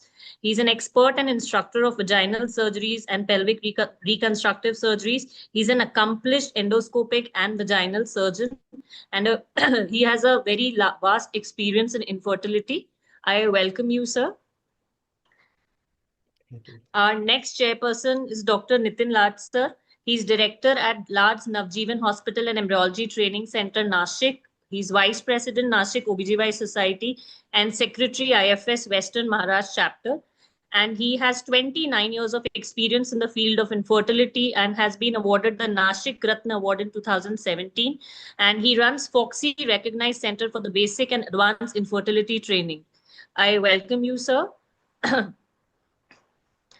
And our third chairperson for this session is Madam Dr. C. Jyoti Budi. She's a keen academician and medical director at Fertile 9 Fertility Center and 11 centers across Telangana and Andhra Pradesh. She's Joint Secretary, Indian Society of Reproductive Medicine, Telangana, and she has various awards to her credit. She has been awarded as Icon of the Year in National Fertility Awards 2025, Vaidya Ratna Award by the Governor of Telangana 2024, Award of Excellence by ART of Good Clinical Practice 2024, and there's a long list of awards. I would welcome you, ma'am. Now I would request our chairperson to introduce our speaker for this session, Dr. Sankalp Singh, sir. Thank you, Isar, and thank you, Monica and Randhir, for giving me this chance to come in this webinar and introduce a very intelligent person, Dr. Sankalp Singh, who belongs from Indore, and he is director of Yami Fertility and IVF Center, former director of Reproductive Medicine Unit, Kraft Hospital, Kerala, invited speaker in various national conferences, and published original researches in peer-reviewed journals, having a special interest and actively involved in research pertaining to poor responder, recurrent implantation failures, and azoospermia. Mentored more than 120 fellows in reproductive medicine, including FNB RN. So he is a very fit person for this subject of adjuvants in infertility and especially in ART. Please, Dr. Sankalp Singh, start your lecture. Thank you very much for the kind introduction, sir. And first of all, I would like to thank Dr. Monica, Dr. Randy for this brilliant concept and allowing me to share my thoughts on the important aspect of adjuvants. I hope my slides are visible. Yes, they are. Yeah. Firstly, I would like to thank Rohit Bhai to make my job much easier. So I can finish off in a smaller duration of time and without taking much of a headache. So the talk for me for today is adjuvants for poor ovarian responders, evidence, hope, or hype. So the ovaries are probably the only organs whose peak potential is reached long before its first usage. Because at the time of birth, the ladies have 2 million oocytes in the ovaries, and it just keeps declining after that. And as Rohit said, there are three basically entities: poor ovarian response, diffuse ovarian reserve, and premature ovarian insufficiency. And there is a lot of overlap between these situations as Rohit has described. So according to 2011 estimates from ASR and SAR database, diminished ovarian reserve accounts for 26% of IVF cycle, and over 30% of these patients exhibit poor ovarian response. So what's an adjunct? The adjunct is something that is added to a larger or a more important thing. So here we are talking about control over ovarian stimulation. So adjunct is anything which is added to it with an intention that it might help in achieving this, for us to achieve the target. So how are adjuncts supposed to be introduced into practice? Then firstly, an adjunct comes into picture. It undergoes testings in animals, various phases of trials in human. It's deemed effective in the trials, and then the clinic starts its usage. But what happens actually these days is that an adjunct comes into picture. It is first used by clinicians, then the trial starts to test it, and then most of the adjuncts are deemed ineffective in trials, and then we abandon the usage. So we go the other way around, unfortunately. So we end up using drugs or procedures which lack clear evidence of benefit in improving live birth rate, because that's the most important parameter we are after, because the patient has come to us not just to get 1 or 2 additional oocyte, not just to get 1 or 2 additional follicle, but to get a baby. Then the safety profile of the fetus is also There is no clear evidence of safety for the adjuvant. So what is a good study? Because we'll be seeing few studies. I'll be containing the number of studies and giving more of a short introduction to it. So meta-analysis are the best. Second is RCTs. RCTs which are good are supposed to be blinded, placebo-controlled, adequate sample size with a robust methodology, and they should preferably also doing the intention to treat analysis so that they don't take the dropouts out of the picture, and they should be using live birth rate as an outcome. They should be published in a high impact factor journal and not a very low impact factor journal, because that reduces the reliability of the RCT. So the two terminologies, statistically significant and clinically meaningful, are they the same? So a statistically significant thing can be clinically meaningful, but it is not equal to a clinically meaningful thing. One of the very good papers published in 2019, which saw about the interventions which are done in reproductive medicine and how good are they on terms of reliability. So the study question was, how much statistical power do RCTs or meta-analysis have to investigate the effectiveness of interventions in reproductive medicine? So they reviewed the power and precision of 199 RCTs and meta-analysis from 107 Cochrane review. And what they found was that 80% power to detect an improvement of 5 power precision points. There were no RCTs and only 2% of meta-analysis. So this is the data which we have in front of our eyes, and this is the data, unfortunately, which we have to go through. Now, I'll be talking about these interventions or drugs, that is DHEA, testosterone, growth hormone, sildenafil cyclase, coenzyme Q10, PRP, mitochondrial transfer, and stem cells. So firstly, let us discuss about androgens. So we know that androgens upregulate the FSH receptors and they sensitize the follicles. The recent meta-analysis of 2023 on DHEA for poor ovarian response, it analyzed when they looked into analysis of only RCTs, they found that there was no significant difference in the number of oocytes retrieved, number of transferred embryos, as well as the clinical pregnancy rate and live birth rates. Another meta-analysis which was seen for the transdermal testosterone showed a higher live birth rate following the transdermal testosterone pre-treatment. This was in 2023. 2 times higher pregnancy rate in patients who had transdermal testosterone. But the 2 trials which compared a longer duration of supplementation, that is 12.5 mg for 56 days. This was a testoprem trial published in 2021. Compared to 10 days before CUS, that is short supplementation. It saw no benefit of the longer duration of androgen supplementation.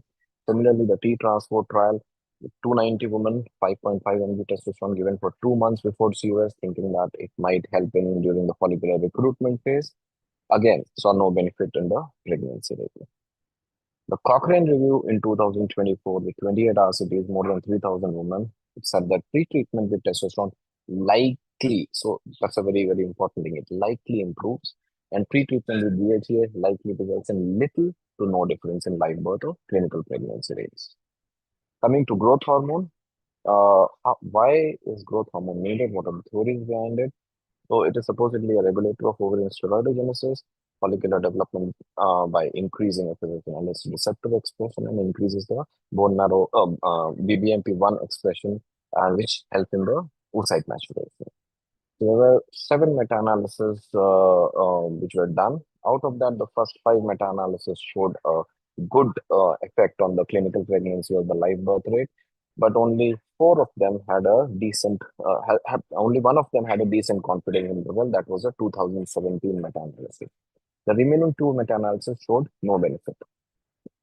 One bigger study which was done in for growth hormone by the Australian group, it resulted in lesser number of days of CUS and higher number of oocytes, but no difference in live birth rate again.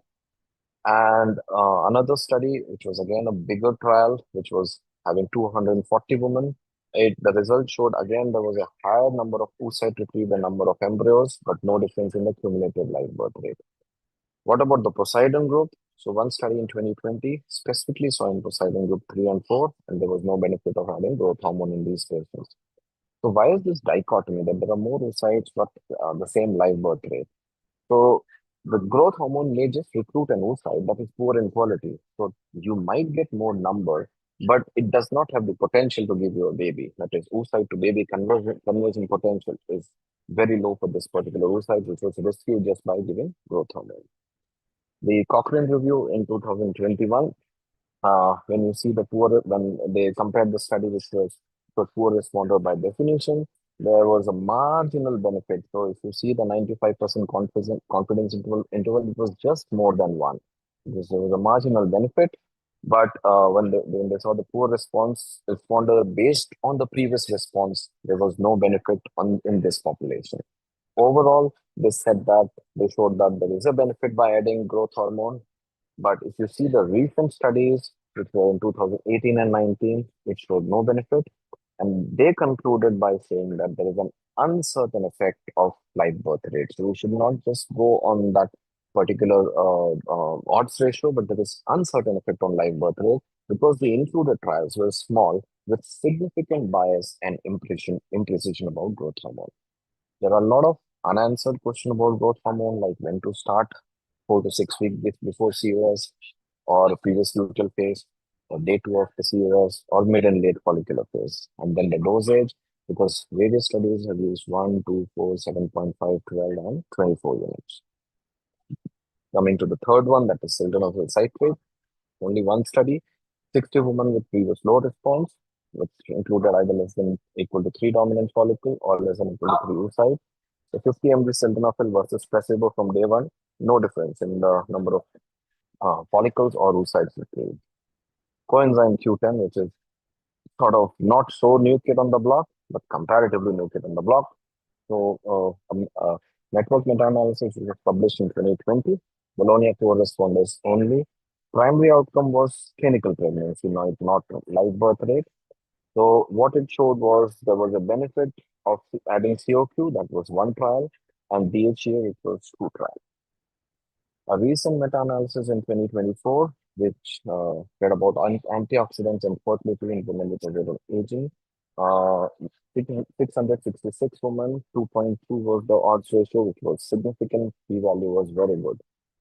And if you see the subgroup analysis of CoQ10 with various dosage, treatment duration, the 2 months or 3 months, in population, more than 34-year-old, more than 35-year-old with suboptimal response. So they studied in various groups.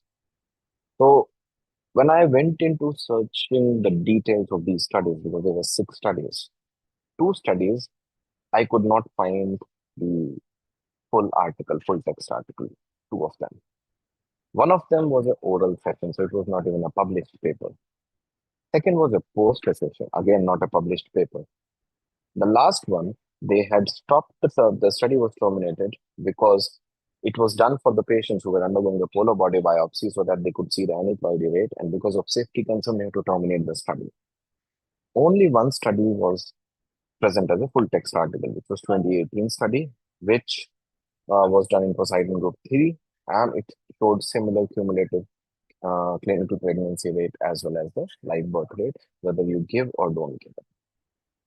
So further work is required to determine whether there is an effect, positive effect. Similarly, another study on coenzyme Q, which showed a good increase in the clinical pregnancy rate. The problem is all these 6 studies published in this article were from China, and they did not evaluate live birth rate. So again, my argument against using this is the patient is not coming to you to get pregnant and see the heartbeat and then not continuing further. He's coming to us to get a child. So unless and until there is an improvement in live birth rate, it's questionable to give coenzyme Q for all these patients. Coming to PRP, introvariant PRP, so the hypothesis is it gives a lot of cytokines and growth factors, and platelet is rich with cytokines. This was the first study which was published, which was presented in Asia 2016 of 8 women. Then for a long time, I was waiting for this trial to be completed with his own ovarian rejuvenation trial. It was completed in 2020, but unfortunately, there is no news of its publication as of now. So I'm not sure that whether it showed any benefit. The Cochrane review in 2024, which was published on autologous platelet-rich plasma, only one RCT evaluated PRP, where it is given into the ovaries versus no intervention. High risk of bias was reported for both the outcomes, and there was uncertain effect on both the ongoing pregnancy rate and clinical pregnancy rate. Another trial published in 2024, which was a multicentric trial, the PROVA randomized trial of 83 poor responder women, and it concluded by saying that it does not improve the mature oocyte yield.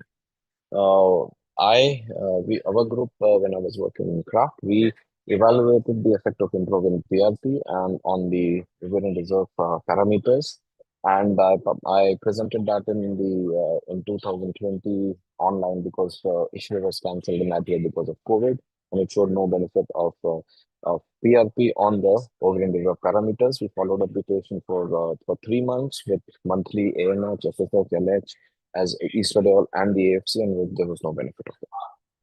Coming to mitochondrial transfers, so why an oocyte needs energy? Because of its meiotic assembly, proper segregation of chromosomes, maturation of oocyte, fertilization, and pre-implantation embryogenesis. So a mitochondrial dysfunction can lead to reduced ATP, segregation errors, and aneuploidy. So the three types of mitochondrial transfer which were basically researched were donor-replasm. It caused mitochondrial heteroplasmy, and 2 out of 30 live born were actually having Turners. The FDA restricted it is no longer used. The second is the somatic cytoplasm, but it has alpha-structurally different mitochondria, and it has mutated or inferior mitochondria, so there is no research other than an abstract paper. Self-ovarian mitochondria, which is ultra-structurally similar to those of oocytes. So basically, you take the immature oocytes or the IVM oocytes and take the mitochondria out of it, cytoplasm out of it, and inject it. So, and plus they have done it with granulosa cell and uveal stem cells also. It has potential, but there is no evidence whatsoever of it helping.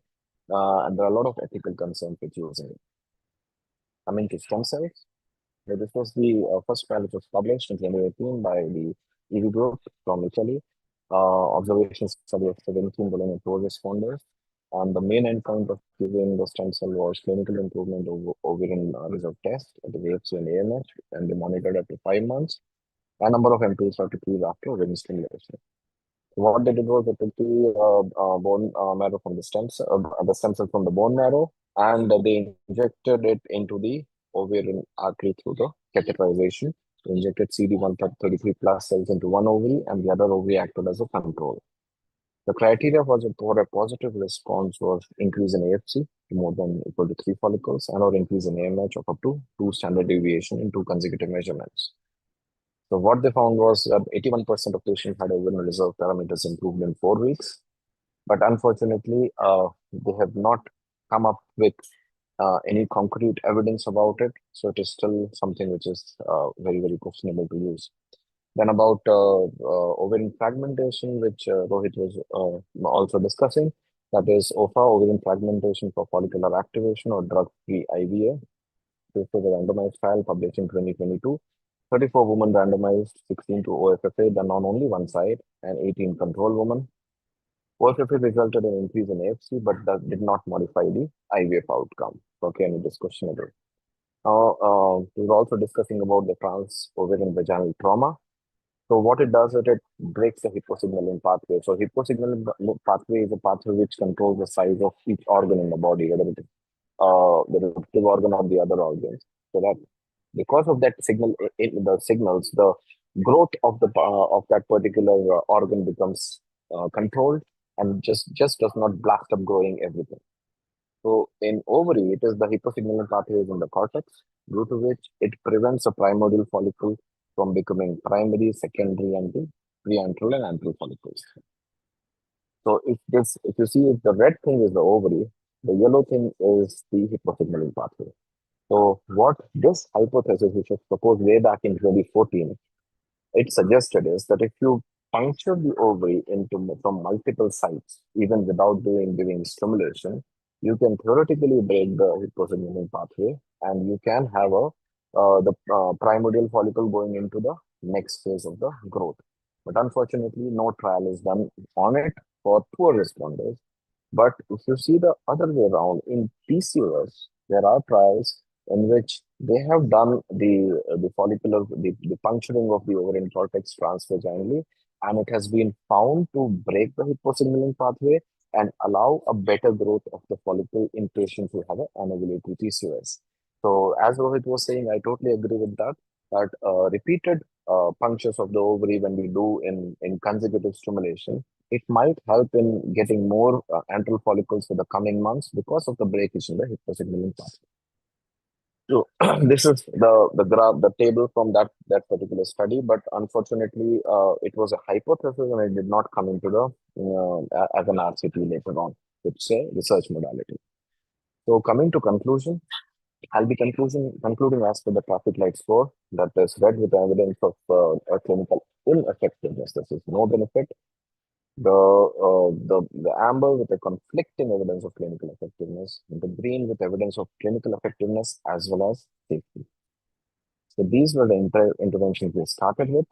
So DHEA has amber, testosterone has amber, but I have given an outer rim of green because the Cochrane review shows that there is a likely benefit. But again, we have to be careful when using it. It should not be, it should be in a controlled manner. Growth hormone is amber. The rest all, whether it is sildenafil, coenzyme Q10, PRP, mitochondrial transfer, and stem cell, all are red. So adjuvants right now are more of a hype and less of a risk. Thank you for your patience.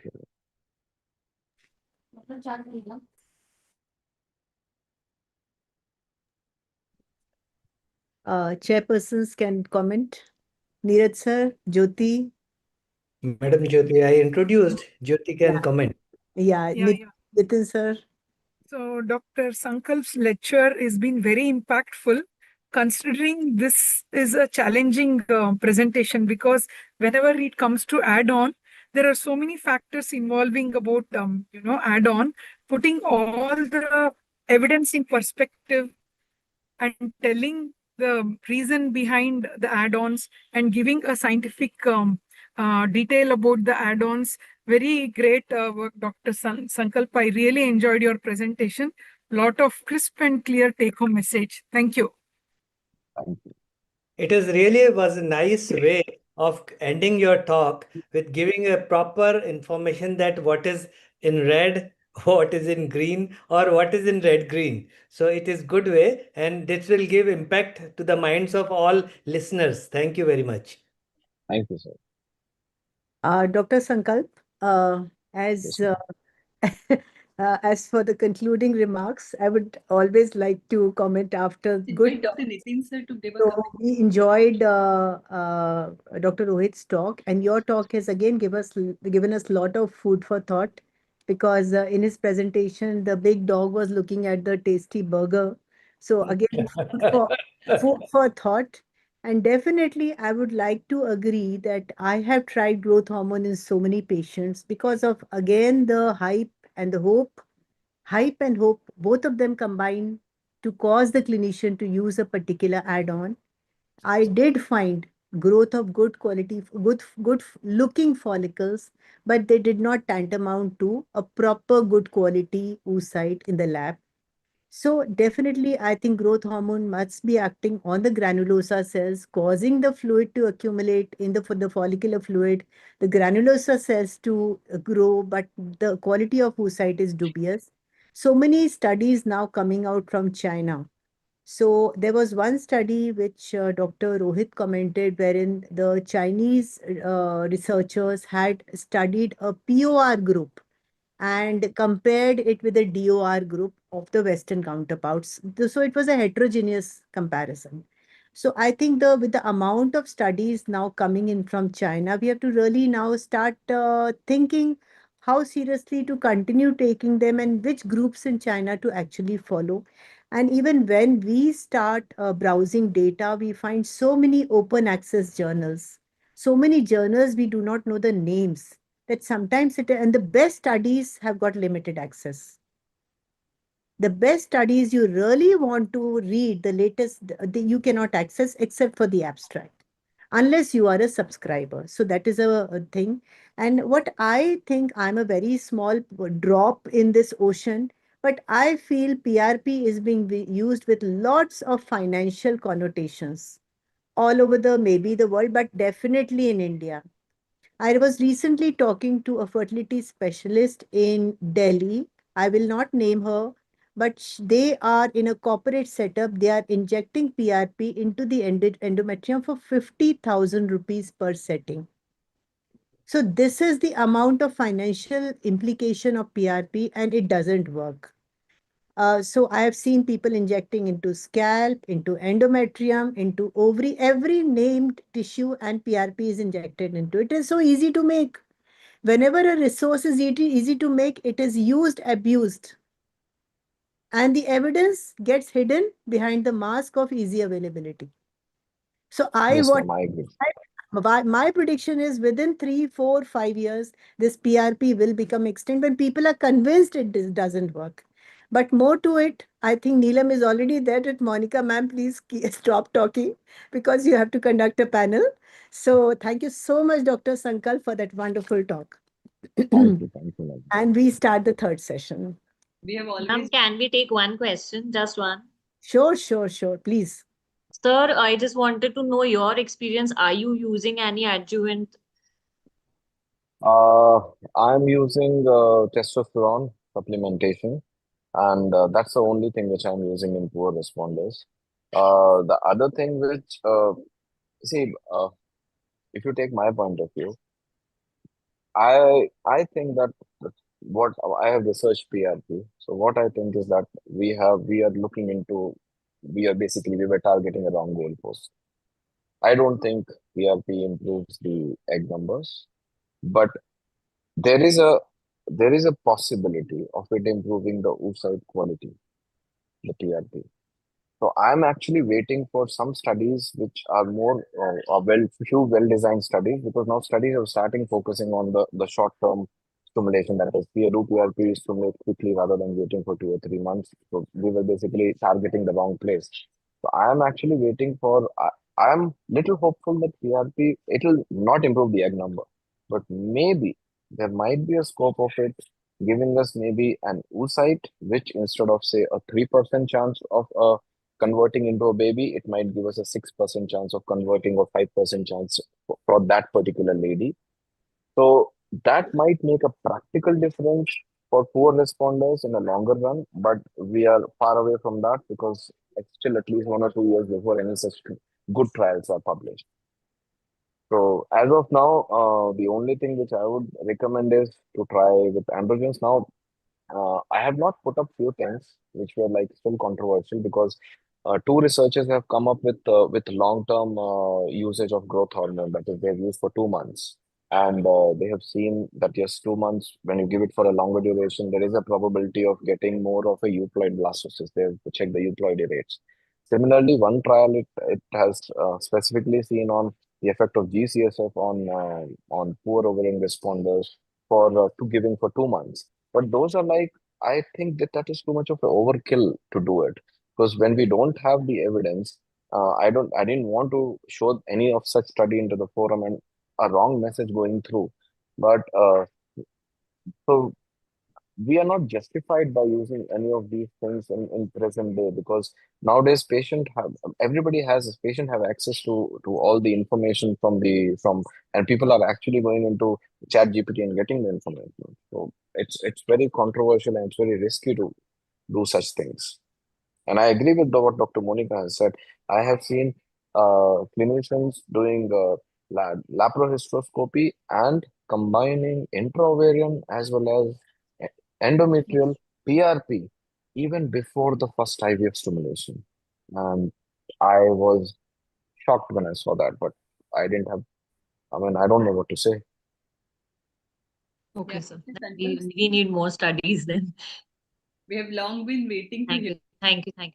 I think rather than more studies, Neelam, we need to say no. At some point, we need to say no. There has to be a unanimous no. There is a limit to research. And as Dr. I, Sankar yeah.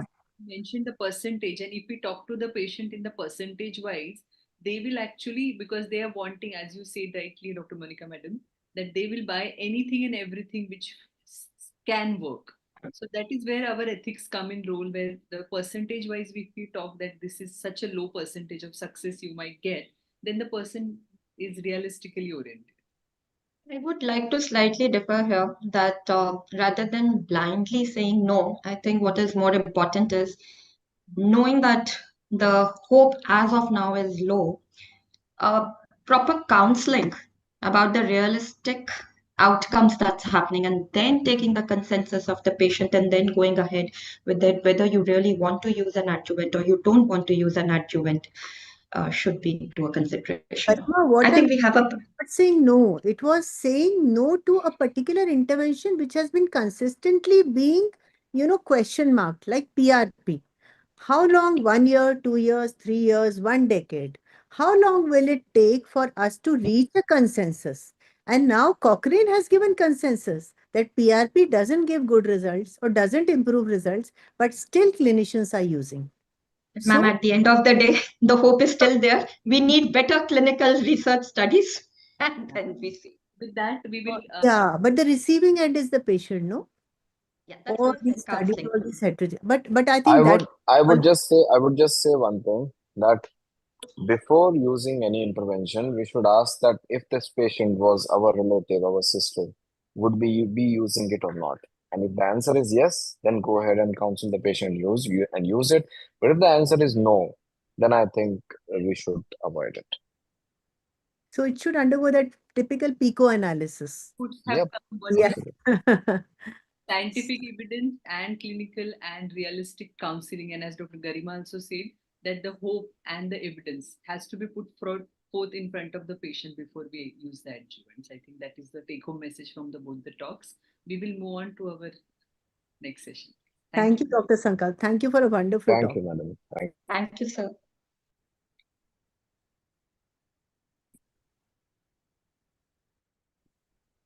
So I think, Dr. Purva, are you there? Payal or Purva, if you are there, you can introduce our moderators, or I can do it. Ma'am, we'll start it, I think. Yeah, okay. So we come to the third session of our webinar, the much awaited panel discussion by the moderators who are also the co-conveners for this show, Dr. Neelam Bise and Dr. Garima Sharma. Both of them are going to discuss this topic from a clinical as well as embryologist dilemma and the perspectives. For this, we have experts, myself from the clinician side, and Dr. Varsha Samson Roy, past President ACE India from the embryologist side. Dr. Varsha Madam will give us the insight into lab dilemmas. And of course, clinical dilemmas we have been deliberating since last 2 years, 2 hours. So Varsha ma'am, we really look up to you to give your pearls of wisdom and try to give us that much elusive baby to the POR and DOR couple. So over to you, Garima and Neelam. You can please introduce your panelists now. Please excuse me for my video. There's some last minute glitch in the camera settings of my laptop. I welcome you, Dr. Varsha Samson Roy, and I think Madam has rightly said we are now also awaiting an embryologist perspective into this such a debatable topic, but yet a huge problem the whole world is facing. Madam has been the founder, member, and past president, Academy of Clinical Embryologists of India. She leads the embryology team that succeeded in the birth of India's first IVM in vitro maturation baby in July 2003, credited with the birth of Karnataka's first vitrification baby in April 28. She has been the recipient of Manyata Award, ISAR Young Talent Award, and ISAR Dronacharya Award. She's also the reviewer for Journal of Assisted Reproduction and Genetics and on the editorial board of Fertility Sterility. We welcome you here, ma'am. Garima, for the kind words. So let's invite our panelists for the today's session. Please show the CV. Dr. Bela Shah. Is she there? So we are very honored to have Dr. Bela Shah here. She is infertility specialist and laparoscopic surgeon, and she's at Asian Institute of Infertility. She's from Indore. She has been vice president of Indian Academy of Vaginal Aesthetics and member of various esteemed organizations, and has won many papers and awards. We will look forward to inputs from her. Dr. Erika Patil. She's the clinical lead and senior consultant, IVF SIMS Hospital, Chennai, and has been the chairperson for Organ Donation Committee of Indian Medical Association, past member, Executive Committee, ISAR. Can we have the next slide? Dr. Leena Patankar, very good dear friend from Pune. She is director of Patankar Hospitals and Fertility Institute, one of the oldest institute of Pune. And it is always lovely to have her. A lot of inputs expected from Dr. Leena Patankar. Dr. Manjusha, Senior Consultant at Max Super Speciality Hospital, Lucknow, National Coordinator for Quiz Committee of IFS, and has also held several positions in the esteemed organizations. Dr. Padzan Mestri, a good friend from Mumbai. He is very renowned in South Mumbai region. He is a very experienced fertility specialist, also a consultant at various top-notch hospitals around South Mumbai and Mumbai. We look forward to hear from you, Dr. Padzan. Dr. Puneet Rana Arora, founder, member and treasurer for Fertility Preservation Society of India, convener SIG Reproductive Endocrinology of IFS, executive member of Gurgaon OBGY Society. We welcome you. Dr. Radha V, it's our honor to have you, madam.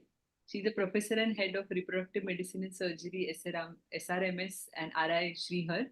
She is also a PhD in reproductive endocrinology and she has held various posts in TAPISA. She's joint secretary. Sorry for this.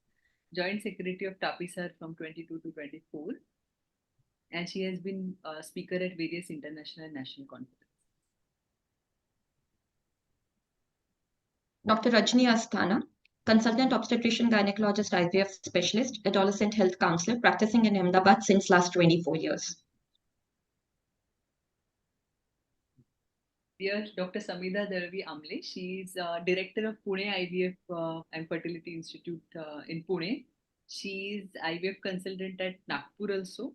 She has been honorary consultant at BJ Medical College, Sassoon. And she is currently treasurer of POGS 2025-26. Welcome, Dr. Samir.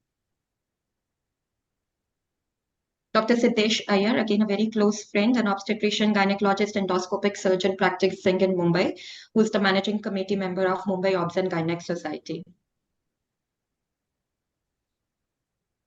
Welcome, Dr. Suma Varsha. She is consultant at 49 Group of Hospitals at Vijayawada. She joined secretary AP-IFS for 24-26 that is going on. She is executive committee member. She is member of lot of good organizations. She has won Jaydeep Malhotra Yuva Orator 2024 and she has got presented various papers as well. Dr. Varun Shah, he's the director and chief consultant at Inception IVF Mumbai. And again, a lot of accolades to his credit with ISAR Youth Icon Award, ISAR Young Achiever Award in 2024. Thank you. I'll share my slide. Neelam, let me try. If it doesn't happen, then you share it.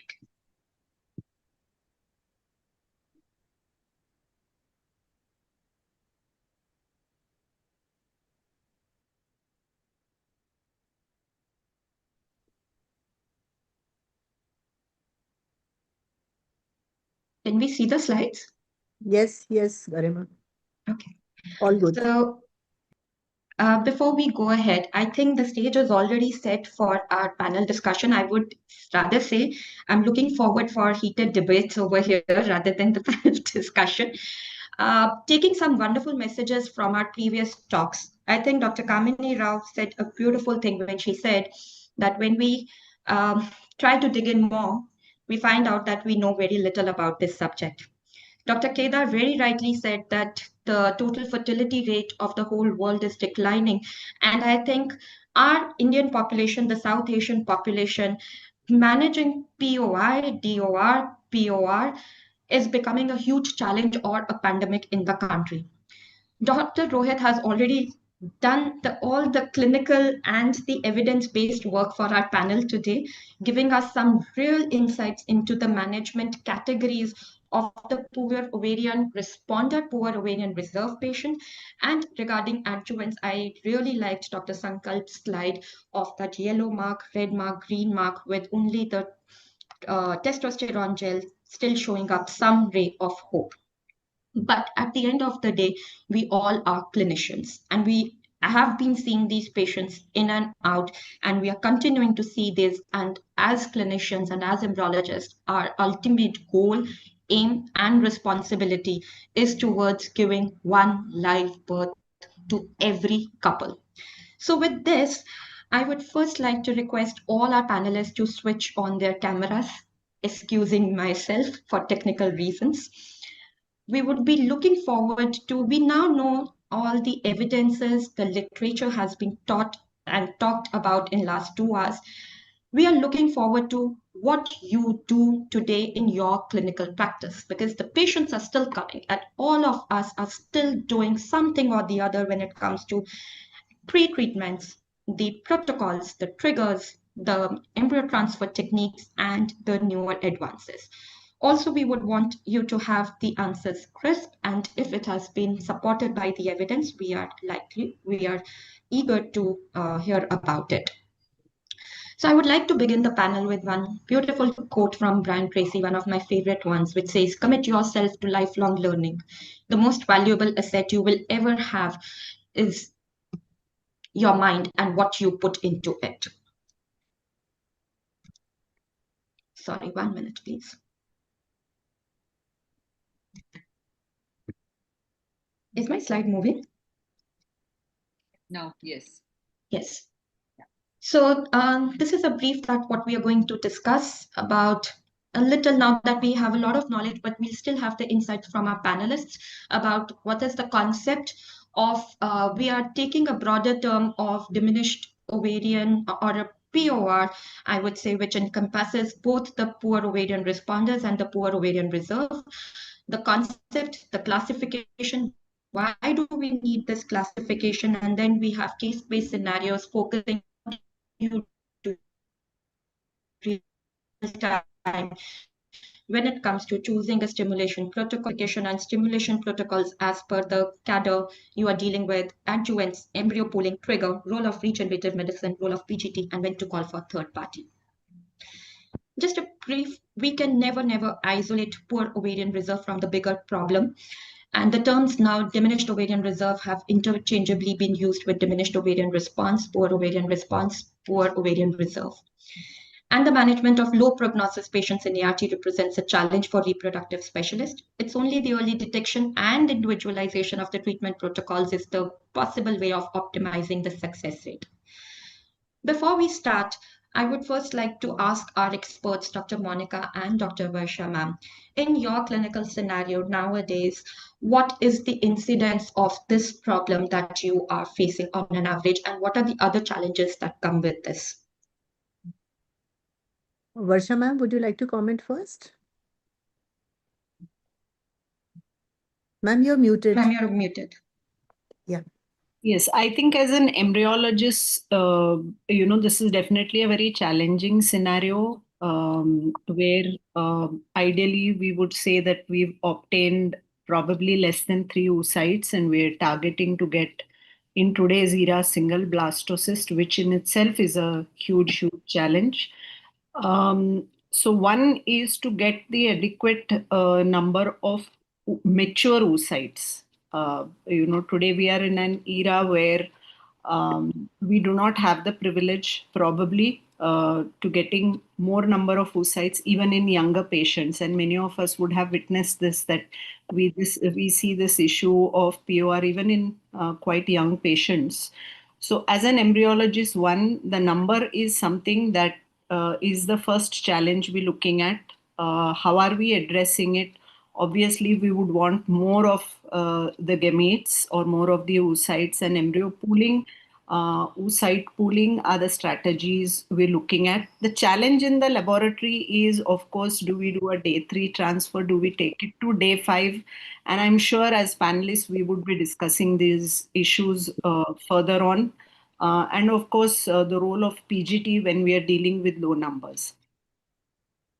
Thank you, Varsha. Good evening, Dr. Varsha. Thank you. You have played a role of embryologist because these clinicians, they expect a young girl with a good number of oocytes so that we can give a single at least blast. And we don't have. So you have answered very well. So that is the important. Lot of burden comes on us. So they should be explained. Very well explained, Dr. Varsha. Thank you, Dr. Randhir, and thank you, Varsha ma'am, for your inputs. As far as my contribution to this discussion is concerned, Garima asked me about the incidence. See, the statistical incidence is the bulk of poor responders is made up of Poseidon 3 and 4, and especially Poseidon 4. And this actually largely correlates with clinical practice in almost all regions of India. So also for my place where I practice, I get about the total poor responders in my practice are almost amounting to more than 25% of the total number of patients I see. 25 to even 35%. And out of them, about 75% are group 3 and 4. And sadly, only 25 to 35% are Poseidon 1 and 3. So when Poseidon 1 and 3 walk into your clinic, I'm a little happy and relieved I can tackle this. But 3 and 4 are the real troublesome lot. That's nice. You have got a differentiation of Poseidon 1 and 3. That's our next question. I'll ask this question to Dr. Parzan Mistry. How do you define or classify poor ovarian reserve? Poor ovarian See, so yeah, so basically Poseidon classification is the one which since we are talking about, so we categorize them into 4 groups: group 1, group 2, group 3, and group 4. And basis of this group is the 3 criteria which we generally look at. One is the age, the second is the AFC, and the third is the AMH. The reason probably to get into this Poseidon criteria is to understand, number one, to put the women as to what treatment protocols will be adequate for them, what will be the stimulation probably we are looking at, and also what are the outcomes based on the success rates of these women when we are going to do a treatment for them. So group A is the one which generally has a good prognosis, but we know that the age is less than 35, AFCs are more than 5, and AMH is more than 1.2. In group 2, generally we have the age more than 35, AFC more than 5, and AMH of more than 1.2. In group 3, we have age less than 35, AFC less than 2, and AMH less than 1.2. And group 4, we have age more than 35, AFC less than 5, and AMH of less than 1.2, which are the ones which are probably difficult nuts to crack. All right. So it is like you are saying group 1 and 2 are the unexpected poor ovarian responses, and 3 and 4 actually the blood parameters are low on the reserve patient. Because this differentiation is essential to know the risk of aneuploidy. So any comments about the aneuploidies, Dr. Leena? Yes. The patients who are poor responders and who belong to group 3 and 4, the number of aneuploidies are more. But this is how we differentiate from the Bologna criteria and the Poseidon criteria. Yes. This is the Poseidon criteria. They are basically they have divided the patients in different groups so as to get at least one euploid embryos, and that is how. But if the patient is having the age more than 35, then the risk of having the aneuploid embryos are very, very high. So that is the way we have to approach if the patient is of less age group. And of course, if the patient, that's the role the PGTA plays, where if the patient is having more advanced age and uh, belongs to POR, then that's the reason where the aneuploidy rate increases, and we have to have a different approach. Coming to a midway, I think, Varsha, yeah. about the euploidy of embryos, number of M2s getting, and because the challenges of embryology lab increases if we give them lesser number of mature oocytes. But along with that, when we are looking at the previous 2 talks, they are talking about the supplements, the adjuvants are working, not working. So the main onus is coming on the first stratification of the patient and stimulation protocols, where we are going to dig your minds more.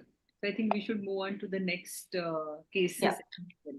I think this is also one classification which is prognosticating amongst this group as well. So as Dr. Lina was also saying, group 1 and group 3 is still a better prognosis group because you are dealing with a younger cohort. And the group 2 and 4, you are already dealing with a poor response. And there is also a high possibility of aneuploidy. So that's actually the difficult nut to crack. Now, with this, any of the panelists over here, are there any clinical tools that you are using today to predict outcomes, which helps you in planning your treatment for the next cycle or for this Poseidon group patients? So if I'm talking about the follicle to oocyte index or the follicle to oocyte ratio, anybody is using in clinical practice, and we can have what it is all about. Madam? Yeah, we are using in our practice. So we take FOI as the total number of oocytes retrieved after the ovarian stimulation to the total number of antral follicle count. And FORT or the FORT, it is the follicle to oocyte ratio. So if it is less than 30%, or take it as less than 50%, the oocyte yield, it is said to be low. So it might help us in counseling them.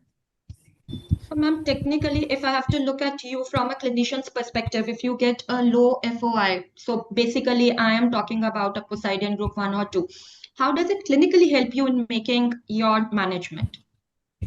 See, Where does the clinical role? It helps me in taking a decision to increase the dose of gonadotropins, and also helps in counseling the patient. Yeah, so I think gonadotropins, your triggers, considering whether you want pre-adjuvants for better synchronization, all of these can be used if we know our FORT or the FOI index, where we know that these patients could have given us better eggs, but eventually they turned out to be unexpected poor responders. If I may add, we can also look into our documentation as how the patient has previously responded, because this is very, very important. We may have to not only change the dose, but also the drug which we are using for the stimulation. And here where I found is it is okay when we are, treating the patients for multiple cycles in our own centers. We are, keeping all the documentation, and we are also giving everything details in the discharge card. But what I find in the clinical practices, when the patients come from different centers, not all the doctors provide the details. Many of the times the patients even don't know as to how they were treated, or how many eggs they were retrieved, or how many healthy embryos. And also this is somewhere I feel we should improve. And if we keep the documentation, then it helps in deciding the stimulation protocol and getting better results and retrieval. On that regard, I would want to tell you Maharashtra State chapter of the ISAR is trying to make a pro forma for the clinicians to fill up complete the IVF cycle summary. So just one thing, if I may add, Neelam, whenever we are talking about the basically ORTs or the reserve testing, the one thing which is generally said that the best ORT is the GAST, which is the gonadotrophin stimulation test. More so, once you start your gonadotrophins and once you see the response, that itself will give you an idea as to how these patients will respond in the next cycle and what you can do next.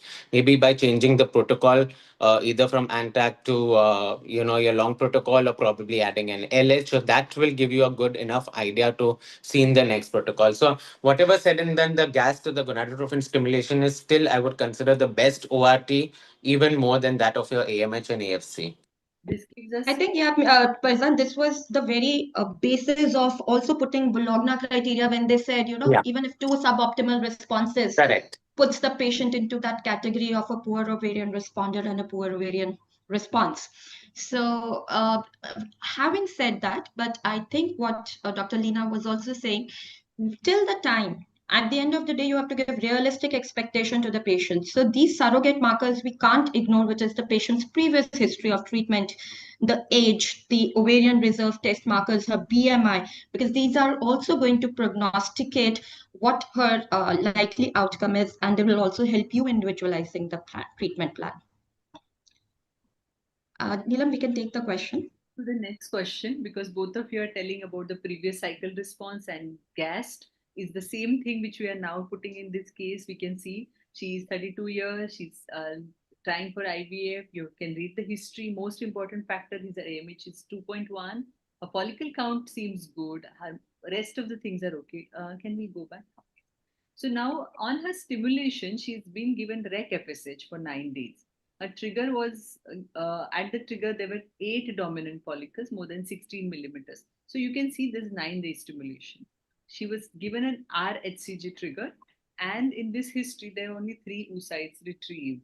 And as you can see, there are only 2 blastoses, ET was done, negative result, and the number of embryos itself was not very optimal for like the results. So how there are a lot of interventions all of us can see. So I would want Dr. Samidha. So what is your first impression? What could have resulted in low oocyte yield? Dr. Samidha is not there. Radha madam. Anyone? Yeah, in this, I would like to see what was the synchrony of the follicle previously. That is number one. And on the day of trigger, we have the habit of doing E2 levels also. So that gives And me they an had idea. 8 dominant follicles more than 16 millimeters, so which looked like Yeah. pretty much a better cohort. If her AFC was 12, I can still Yeah, see 8 dominant and the follicles. next thing is about the trigger, whether it was self-administered or how was the storage. And probably she may have been better with the dual trigger. Okay, so HCG has worked, madam, but what you're saying is dual trigger is one point which you're taking. Can we have some more inputs? Monica, madam. And at what time the retrieval was done? How many hours later? I feel what we practice, 36 hours. We do not go like this was a probably a normal responder type of stimulation at optimal stable gonadotropin dosage, no extra push given to for stimulation, and we got 2 blastoses. In such a case where she's had a failed ICSI cycle 4 months back for unexplained infertility, why not go for a fresh transfer? There is a lot of hope being attached to fresh transfers nowadays. And instead of culturing both the blastoses, both the embryos to day 5, I would have done maybe a double embryo transfer or a single embryo transfer in day 3, and that also a fresh transfer. I would have tried that. That has given us results in many cases. After having ruled out all those things, like Madam has said, dual stimulation will not that much, make a difference. But I feel that fresh embryo transfer still has a comeback policy these days. So many senior clinicians are saying and are practicing it also. That's a very good point when it is coming to salvaging this case. But now, because she's got result negative and her previous cycle stimulation is there, record is there in front of us. So, Monica, madam, would you want to add something more into the stimulation, maybe a longer stimulation? No, like Garima said, try to synchronize the follicles more. Here you have got about 8 dominant follicles. Did you said that? Yes, yes. And, talking about yeah. Okay, so I don't know whether 8 dominant 8 follicles more than 16 is a little too much, I think. We could have pushed the stimulation probably by I would a have day. pushed the stimulation to one more day. Yeah. Yeah. A minimum of 10 days stimulation gives us a better cohort of M2X. And unless there were the size was more, but if especially if she has 9 days stimulation with 300, I would have pushed it to 1 week. The days of stimulation do not matter that much. It is like the basic textbook thing says that the textbook we read was Gautam Alabadia's for ovarian stimulation. That was a very, very good text. That's cleared all our fundamentals. 50% of the follicles, more than 15 mm. That is the criteria. And one or two follicles more than 18 mm. This is regarding now troubleshooting, because what might have gone wrong. This is more of like, when we get only two M2 eggs, then either the trigger is wrong or the stimulation is less. Yes. Otherwise, what could be the reason? So both the eggs which we have got have gone to blast stage. That proves that the age of wife is not. Its rest all clinical factors are in favor of having good culture, and so the lab is ruled out, the quality of egg is ruled out. Here what we have lagged in is the number of eggs we could retrieve. But there are 8 dominant follicles which are more than 16 mm. All of these follicles are more than 16 mm. So maybe the So trigger. yeah. Yeah, So we should probably have- we could have carried on the stimulation for 1 or 2 days more, like Nina said. Dual trigger might work, but then when you use a dual trigger, double trigger or dual trigger, you have then less option of fresh transfer. Because you've already added an agonist, maybe you'll have to go for a freezole. But double trigger is a type of trigger wherein we, separate the two triggers by a couple of hours. The HCG and the agonist trigger are separated by a couple of hours. So here you can do a fresh transfer because you've already given about 1500 to 2000 IU of HCG. So sometimes the results are there. We have got results with a double trigger in such patients. But of course, then the embryos left for freezing are less. Dr. Varsha, you must also be seeing sometimes these kind of stimulations happening when suddenly the output is too low. Yes, very true. And I do see here it being mentioned that we obtained only 3 oocytes, of which 2 were M2, and there was no other cumulus cells that were seen here, which means clearly the trigger failed to act on the granulosa and cumulus cells here. Nothing was there, just the 3. So, one, when Dr. Leena says we could have prolonged it by another day or so, I'm not very sure what we would have achieved by that, because if we are looking at that giving us more mature oocytes, we should have as well retrieved immature oocytes at this stage at 16 mm. I would have expected more for oocytes being retrieved. Maybe they would have been immature, right? But not obtaining them and by prolonging it by another day, I'm not very sure what we would have achieved by that. Having said that, yeah, these are the typical Poseidon 1 kind of patients where unexpectedly you end up here. Second, the point made by Dr. Monica that a fresh transfer, I completely agree with Dr. Monica, fresh transfer could have been considered in this case. Day 3, day 5 is debatable. I would think that considering this patient is young, the clinician and the embryology team would have felt more confident in taking it to day 5. Um, Having said that, 2 good grade blastocysts, 4A are excellent blastocysts, and they failing to implant is again another concern, because I don't think even if we would have got 4 blastocysts, good grade, we would have ended up transferring only 2. So I think we had adequate number of embryos for 1 transfer. Fresh transfer is something we could have looked at. Prolonging it by another day, I'm not very sure what we would, number wise, whether we would have ended up having more. My thought also would be that something has gone wrong with the trigger, probably. So, madam, do you feel, and my worthy colleagues over here, Neelam and Garima and everyone in the panel, do you feel sometimes you doubt the quality of the injection, the trigger, like it's a recombinant trigger, you're using Obitrel or something, 250 micrograms, equivalent to 6,500 IU of activity or 7,500? 6,500. 6,500 IU of adequate activity. We have certain centers. Bela is sitting here. So Bela, we used to give lots of triggers for Shifali madam, patients coming from Indore, to and fro Bhopal and Indore. So some centers are using triggers from 2 companies, right? I don't know whether madam is still using it, but she used to use HCG 5K from one company and 5K from another company. And both were given simultaneously. So a total of 10K. So I used to ask her, she said, sometimes I just doubt the cold chain and the batch variability of one particular brand, then maybe the other brand will work. Can I just There's also, ma'am, a combination of the IM as well as the subcute, Yeah. both.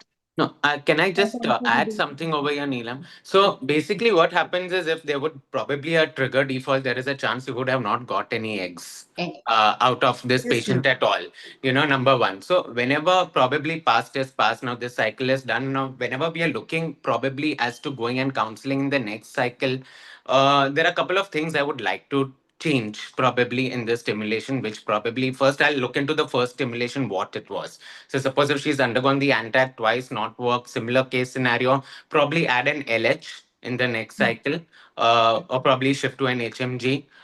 Secondly, going for a long protocol.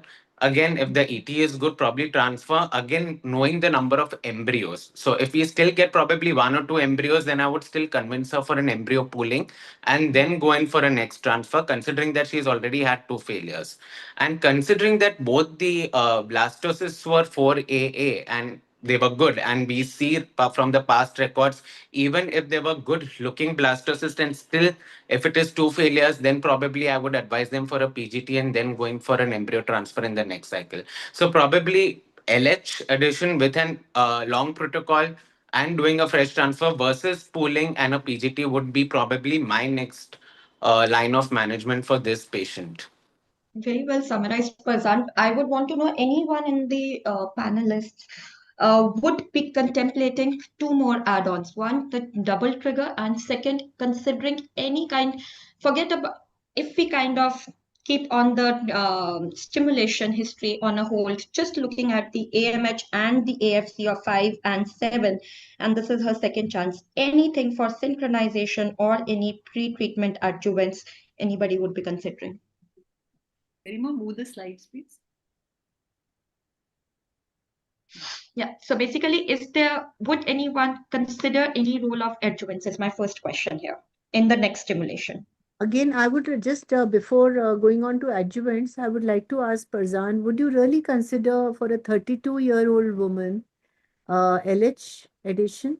Or would you just go for HMG stimulation that has enough LH, or would you add recombinant LH? No, I would not add recombinant LH. That's something which I generally don't even use in my clinical practice. Because I would directly go in for an HMG stimulation. HMG stimulation is fair enough. Yeah, it's just a pure HMG stimulation and going for a long protocol for her, considering. Adding just one point here, madam. In this kind of a group, generally, if we see here, the situation was different where we had 8 dominant follicles, but sometimes we genuinely get lesser number of dominant follicles, which is the typically Poseidon group 1. This is the group where adding of HNG can sometimes be more beneficial than FSH because of the FSH receptor polymorphism in case you are not going to test that female for that particular genetic mutation. So adding an HMG in the next protocol can be a worthwhile consideration for Poseidon group 1 patients. Basically an LH add-on. We were talking about adjuvant. Would anyone want to go ahead with an adjuvant? See, sometimes these the primordial follicles, the stage of follicular genesis sometimes benefits with the addition of an androgen. Your androgen could be it could be a DHEA oral supplement, it could be a testosterone gel, but she's not a classical poor responder as such. She is like unexpected laboratory outcome. So you can use. Patient is hyper. Now she wants a good cohort. Yes, yes. So DHE you can, you can use if she's willing to wait for about 10 to 12 weeks. Because you can't expect DHA to act unless you use it for 10 to 12 weeks. Of course, testosterone gel can work in one previous cycle. That has got a shorter, that's what. But I use more of DHA and then I give it for minimum 10 to 12 weeks before I take that patient for the next cycle after proper counseling. Any other adjuvant, I don't know, CoQ maybe? CoQ might lead to better quality oocytes. CoQ I like and I use, and I would always, I like What to. is the dosage of CoQ that you use in this subset? Garima, I answered this in Goa also, you know. So 300 for a patient who is above 50 kg, the optimum dose is 300 BD CoQ. And otherwise, it totally depends upon affordability also. And you can use 300 OD also, but it depends then the optimum dose is 300 BD for a above 55 kg woman. Very well said point here, madam, because a lot of nowadays papers have also been pinpointing that the true dose of an antioxidant for this particular subset, the POR group, is 300 twice daily and not once daily. Yes, yes. So you have to reach that optimal threshold. If CoQ is causing mitochondrial activation or activating the metabolism in the cellular, structure, it has to reach that threshold in order to act. So maybe that threshold is this. Very well said. Gentle question to all the panelists and all the experts. One adjuvant is DHEA, second is CoQ, third you were saying something, Garima? You kept a suspense for us. Which one, madam? You were mentioning one more adjuvant for this patient? No, I didn't say that. Okay, so one more adjuvant is TLC. Oh, and that is for everyone and for the clinician too, I think. Sorry, if I can add something, just playing a devil's advocate here. I think Dr. Farzan said that he would like to do PGT, young patient. I'm not very sure, but I would like to also take an opinion from all our esteemed panelists and Dr. Monica here. What do you think is the role of hyaluron enriched media for transfer in these kind of cases? Definitely yes, madam. Ambroglue or hyaluron enriched media has received the thumbs up from multiple research all over the world that this is one type of laboratory measure or whatever you say, which can really enhance the implantation potential. So maybe those two blastocysts could have implanted better. So definitely a yes for Ambroglue from me. So thank you, Dr. Monica, and I two of them of the same opinion. I wouldn't consider PGT at this point in time, but rather I would have considered using hyaluron enriched media for this transfer. So, in addition to all this, I will also concentrate on the endometrium. Thank you for adding that, Varsha ma'am. It would have slipped our mind if you weren't there, you know. So I was after Manisha, we should have a senior embryologist whenever there is a POR, DOR, because ultimately the outcome is going to your laboratory and you are the person who's giving the pregnancy. Thank you. Yeah, Dr. Radha, you were saying something. Yeah, I would like to consider the endometrial factor also because she has 2 failures. So I would like to She's do a only chronic one failure. endometritis This workup. is only the one failed cycle. Previous one more cycle she had, no stimulation. No, this was the details of that cycle. Oh, okay. Okay. She's only one failed cycle, good endometrium, good Doppler flows just before her embryo transfer, progesterone introduction. Oh, then, So Dr. largely- Varsha, I take back my word. Then one failed cycle, I will not do a PGT. I mean, I thought that she had a previous failed cycle. I thought it's a previous failure. So we have got so many interventions for her. Garima, she's surely going to conceive next time. Don't worry. I think if I have to, yeah. But we can summarize, Garima, for the benefit. Yes, that's what I was going to say. So if I have to summarize. Yeah, which are the Yes, best, ma'am. best interventions for next Please cycle. go ahead, ma'am. No, you do it. Yeah. So if I have to typically approach this person as a possible Poseidon group 1, I think the first important thing is essentially, I'm going back to the case, looking at her antral follicle count of 12 and considering a better synchronization of the follicles. And therefore, pre-treatments in my clinical practice, I also wanted to check with the panelists, do they do pre-treatments with any of estrogens or antagonist or progesterones for synchronization of the cycle? Can be done. The second is change of protocol really doesn't matter if it's the one stimulation, an antagonist protocol or versus an agonist protocol in Poseidon group 1 equally and does the work. However, adding an HMG to this particular group in the next round of stimulation, considering a possibly a double trigger, as Madam had rightly said, maybe considering a fresh transfer and an embryo glue as if at all we get if at all we have to add something from the embryological perspective.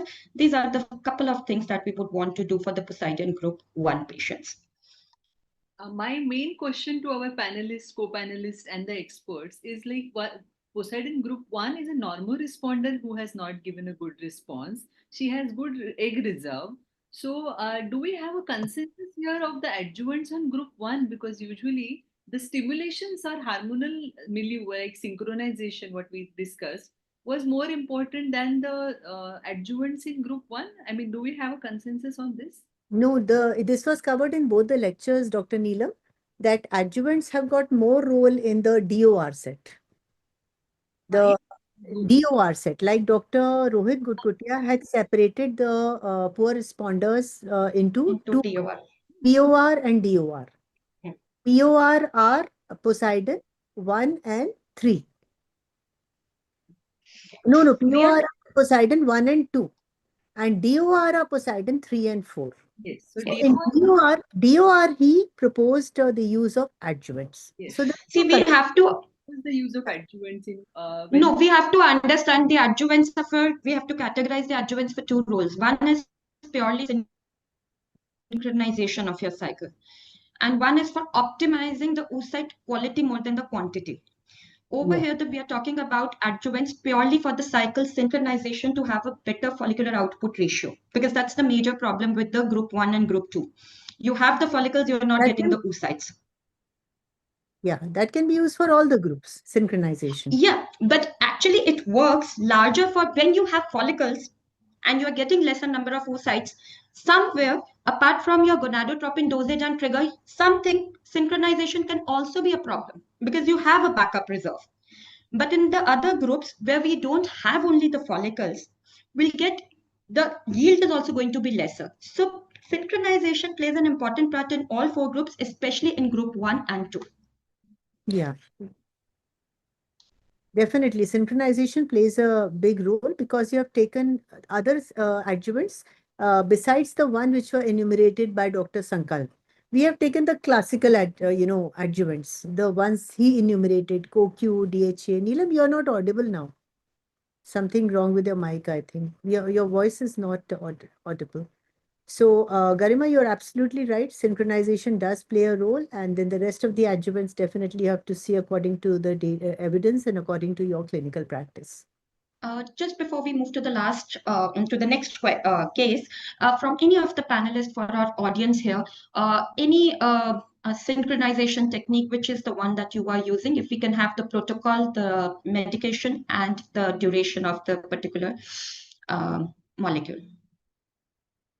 Whether it's an estrogen priming or it's a progesterone or an antagonist, anyone.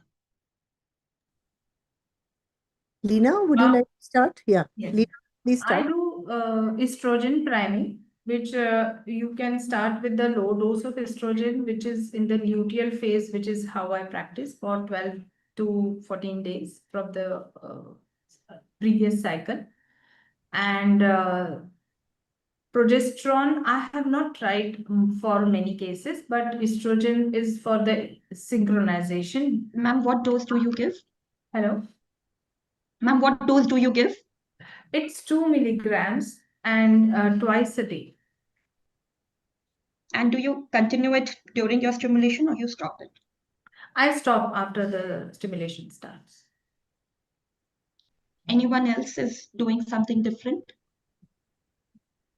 I used Garima, I used OCs for N number of years. Right when we started IVF, it was only OC pills which were used, low dose classical OCs. And I only presented a paper in Dr. Naren Malhotra's conference wherein OC drastically, it was, I think, Kohli-Bianak's study, which said drastically your pregnancy rates are reduced with the use of OCs. Then we switched to other alternative protocols. We had many discussions with Dr. Jatin Shah because he had started giving a number of lectures on estrogen priming and progesterone also.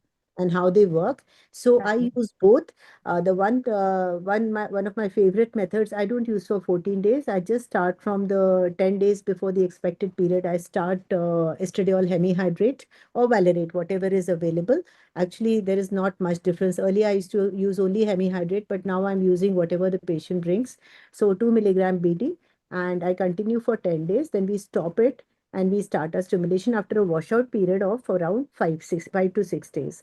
Progesterone is also very user friendly. Progesterone you can start after day 24 or day 25, continue for 5 to 7 days, stop, wait for a withdrawal, and then you start your stimulation. OCs also some patients we are using, like donors and all. Sometimes we are using OCs when like it's the only thing which is available. But estrogen and progesterone both I'm using with good results. We are using medroxyprogesterone acetate. Yes, ma'am. We document ovulation, and on day 21 or so, we start for 7 to 10 days.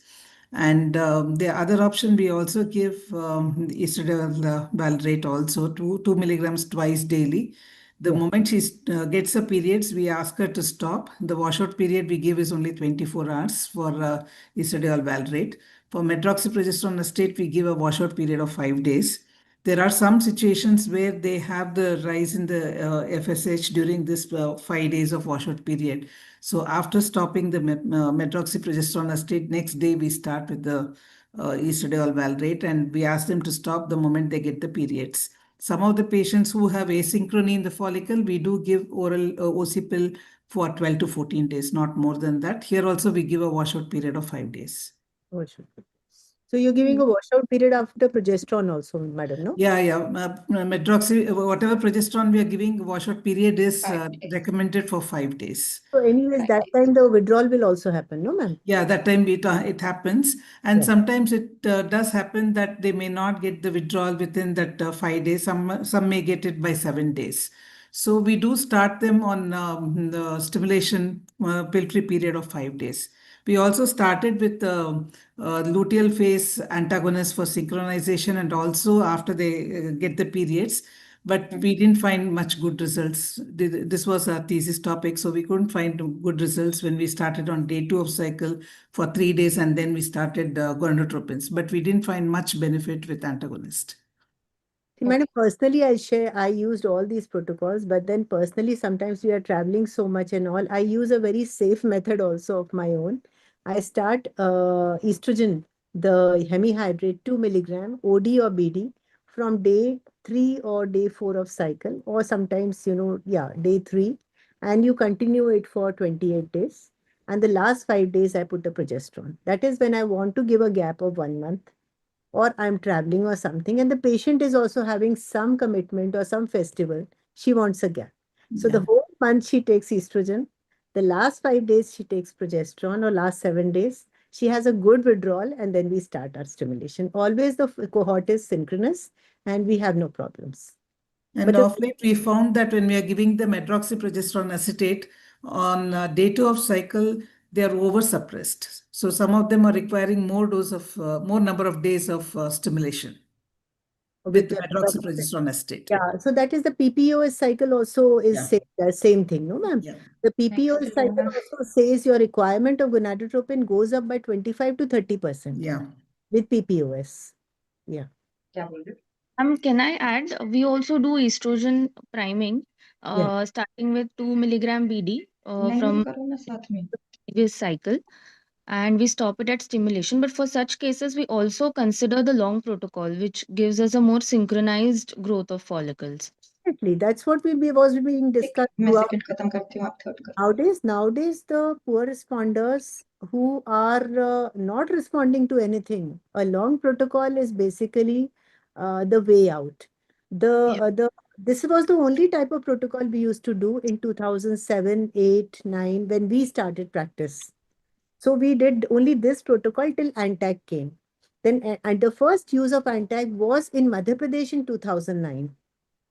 In 2009, I started using ANTAC, and by 2013, everybody has shifted to ANTAC. Then by 13, 14, 15, 90% of the cycles were ANTAC. Then 100% of the cycles were ANTAC. But just recently, again, last 3, 4 years, people have again started going back to long protocol especially in cases where of unexplained, of very difficult to tackle DOR and POR, and where you want really good quality follicles. Correct. And I'm going to invite a very good speaker on this topic. It's going to be a surprise for all of you.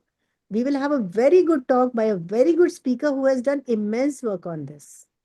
I just talked to him, and he will be speaking to us.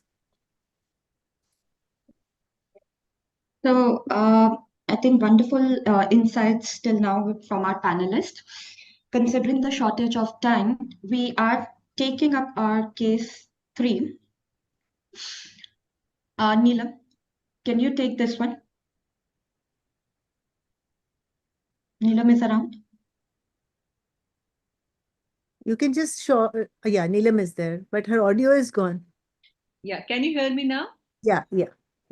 So we have a 41-year-old patient. She has got short cycles and AMH of 0.6.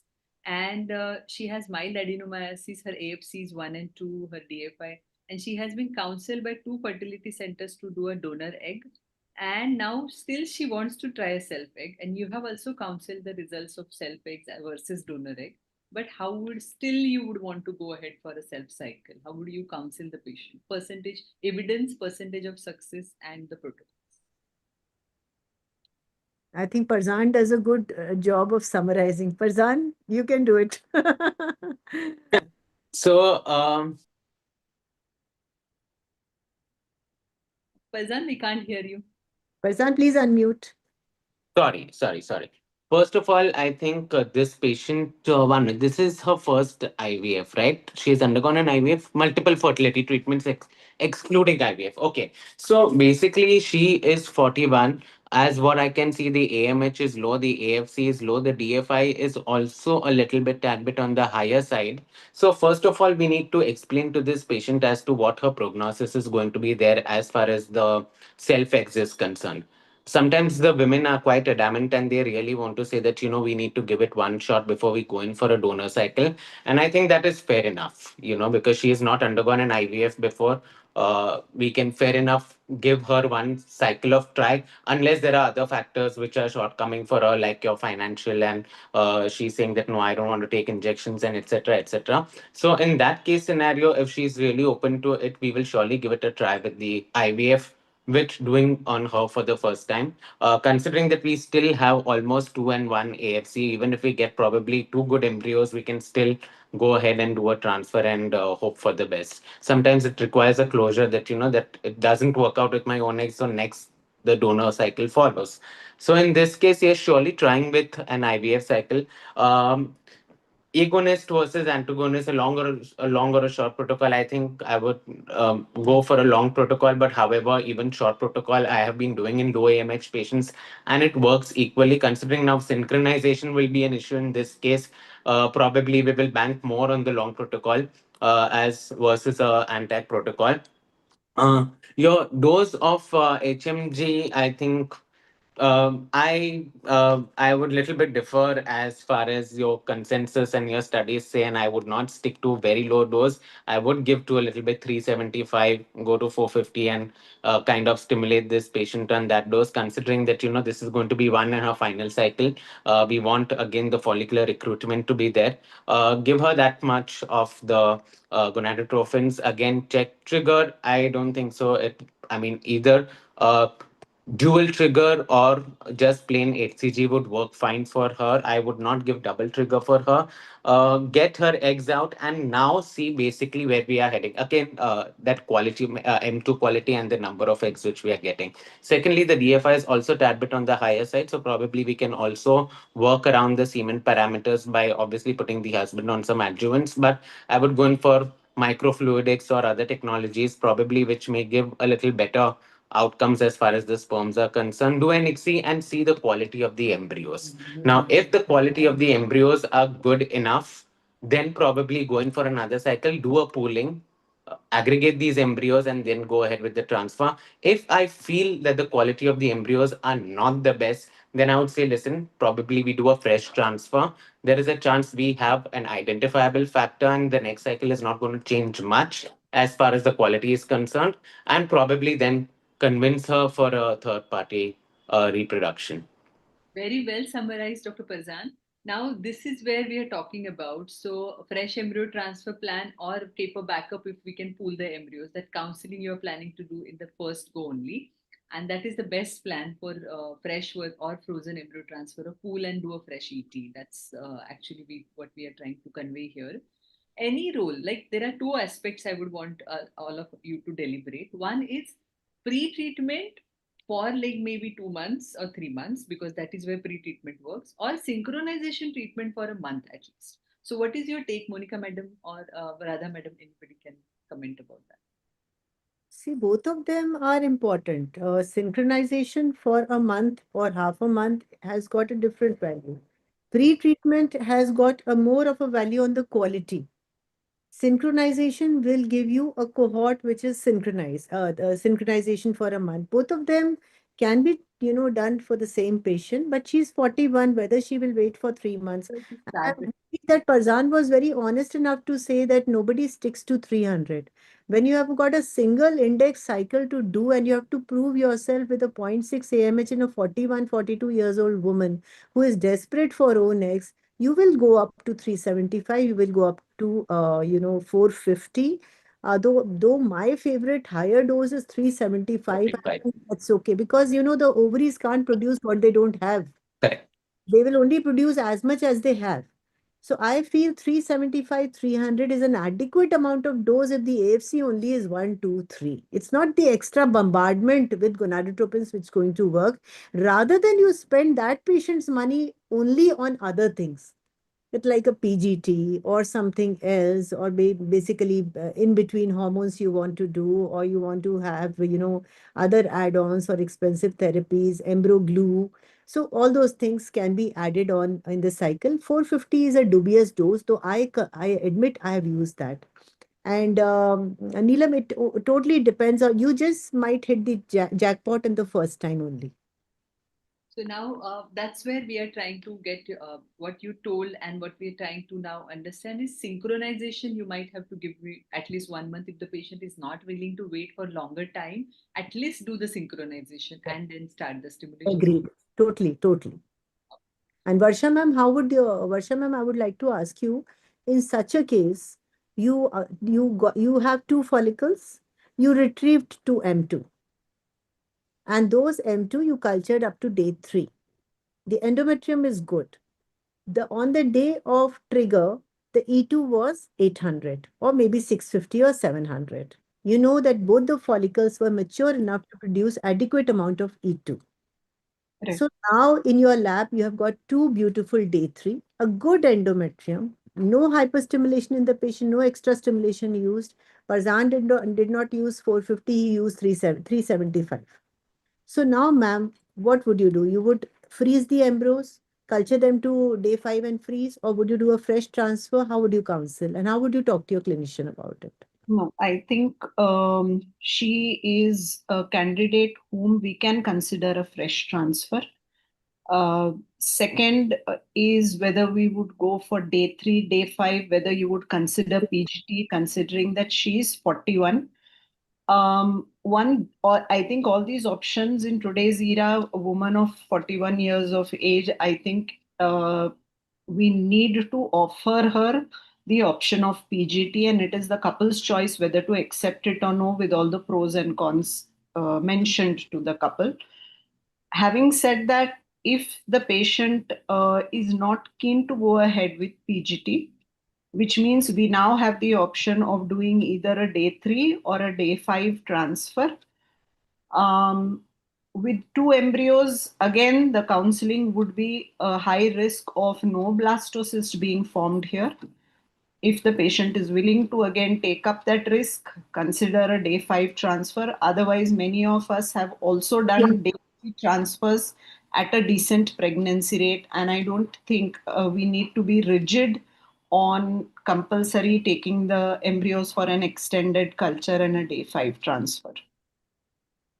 In this case, I would also like to see the other uterine factor if there is adenomyosis. And on the day of trigger, I will check P4 value as well. If the P4 is less than 1.5, I will think of fresh transfer. Otherwise, I would go for a frozen embryo transfer. point, madam? Because progesterone in diminished We OS. routinely do P4 on the day of trigger. So if it is too low or if it is less than 1.5, we can take. More than 1.5, we don't transfer. Madam, I'll just give you an example of a patient of mine. Her son is now 1.5 years old, a gynecologist, and AMH 0.4. So this girl, when she underwent, naturally, she was 31. So a Poseidon, expected poor responder, Poseidon 3. So this woman, she said no for PGT. She said no for, of course, PGT was not a criteria. She said no for freezing. And when we did her P4 on the day of trigger, it was 2.75. I still remember writing on her file 2.75, counseling her. She still insisted on a fresh transfer and she conceived and she delivered full term. And that is my experience with sometimes P4. I don't know whether it's valid or not because that is one classical example of high P4 and that patient conceived with a fresh transfer.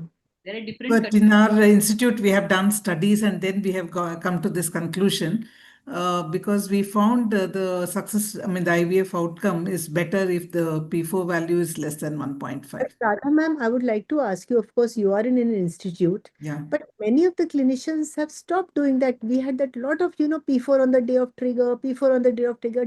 Are we still doing it every trigger? Farzan, Ilam, Bela. So I personally am not doing lot of hormonal evaluation throughout the cycle.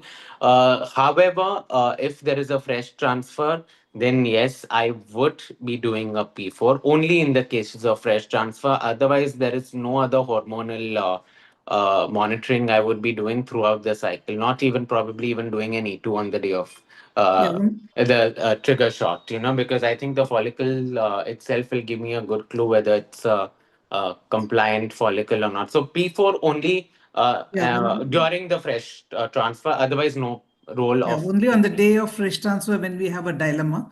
Frozen transfer, we don't do it. Yeah. So, taking the discussion ahead, I would want a clinician, Radha madam or Leena madam, to give their input on PGTA counseling and how. And I would need Dr. Varsha madam's input on oocyte activation in these cases. Yeah, we do counsel them for PGTA if considering in this sort of individuals like the age more than 35. And we also tell them that we need to have good number of blasts at least to do it. That counseling is very important for them. And then if they are willing for it, then we can go ahead. Yes. And about oocyte activation, especially with high DFI, Dr. Varsha madam? I don't see much role there. Second one would be role of PGTA here with a single embryo. Of course, PGTA needs to be offered to the patient, but if we're really considering PGTA, then I think we would offer embryo pooling so that we accumulate more embryos and then proceed with a biopsy. Concordance rate in the trophoectoderm as low as the inner cell mass. Sorry, come again, Dr. Neelam. Comment about the concordance rate between the trophoectoderm report and the inner cell mass representing the same. In invasive PGTA? Yes. So I think invasive PGTA is more or less, the accepted golden standard for genetic analysis of embryos, unlike cell-free DNA. So I don't think we really are in an era where we are still debating about the concordance of inner cell mass and trophoectoderm in invasive PGTA anymore. All right. So you will take this counseling point if you're. Yeah, Dr. Leena, you wanted to add something? Dr. Varsha, I would like to ask you if the patient is elderly, like 40 and above, and if we have offered a PGTA, she is affording class. I'm sorry for this noise which is going on for the Navratri. I'm very sorry about it. But now she has undergone PGTA and her embryos have turned out to be aneuploid. Would you offer her again the PGTA cycle if she is not ready for the donor? I mean, where to stop is my question. Yeah. So, Dr. Leena, one at that advanced maternal age, whether it is one cycle or two cycles, I think we will have to offer her PGTA. It is their choice whether to opt for it or no. Till the time they get euploid embryos, if they are ready, we keep on doing with all the counseling. Yes, yes, definitely, definitely. Because I think apart from advanced maternal age today, we're still debating about the role of PGTA in other indications, except for advanced maternal age, where there is some amount of evidence that one, it could reduce your time to pregnancy and it could be useful. So yes, if patient is opting for a PGTA cycle and she's aware of the age limitations that she's in and the and higher aneuploidy rate at her age.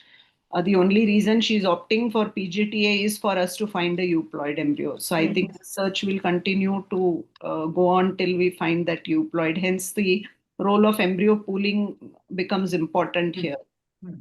But I think it is us, we should, I think here the counseling comes into importance and we tell them when to stop, because a couple might just want to keep on. And we have those couples who are really hopeful and not wanting a donor cycle and just wanting to get to that one euploid embryo. Now, suppose if you have done one cycle, two cycle, and you're getting aneuploid embryos, obviously there is a chance you may hit off a jackpot and get the third euploid embryo in the next cycle also. But, I mean, going through the stimulation again at this advanced maternal age and probably understanding that that probable PGTA embryo would also, the implantation potential of that embryo is still a little bit on the query side. So, I mean, it is a double-edged sword as to tell them when to stop. And I think we should be actually guiding the patients and kind of telling them that, now here it is to stop, because sometimes we just keep on offering that we'll do second cycle, third cycle, fourth cycle, fifth cycle, sixth cycle. And I think that is, I think we need to be come into the picture and tell them where the closure has to be done.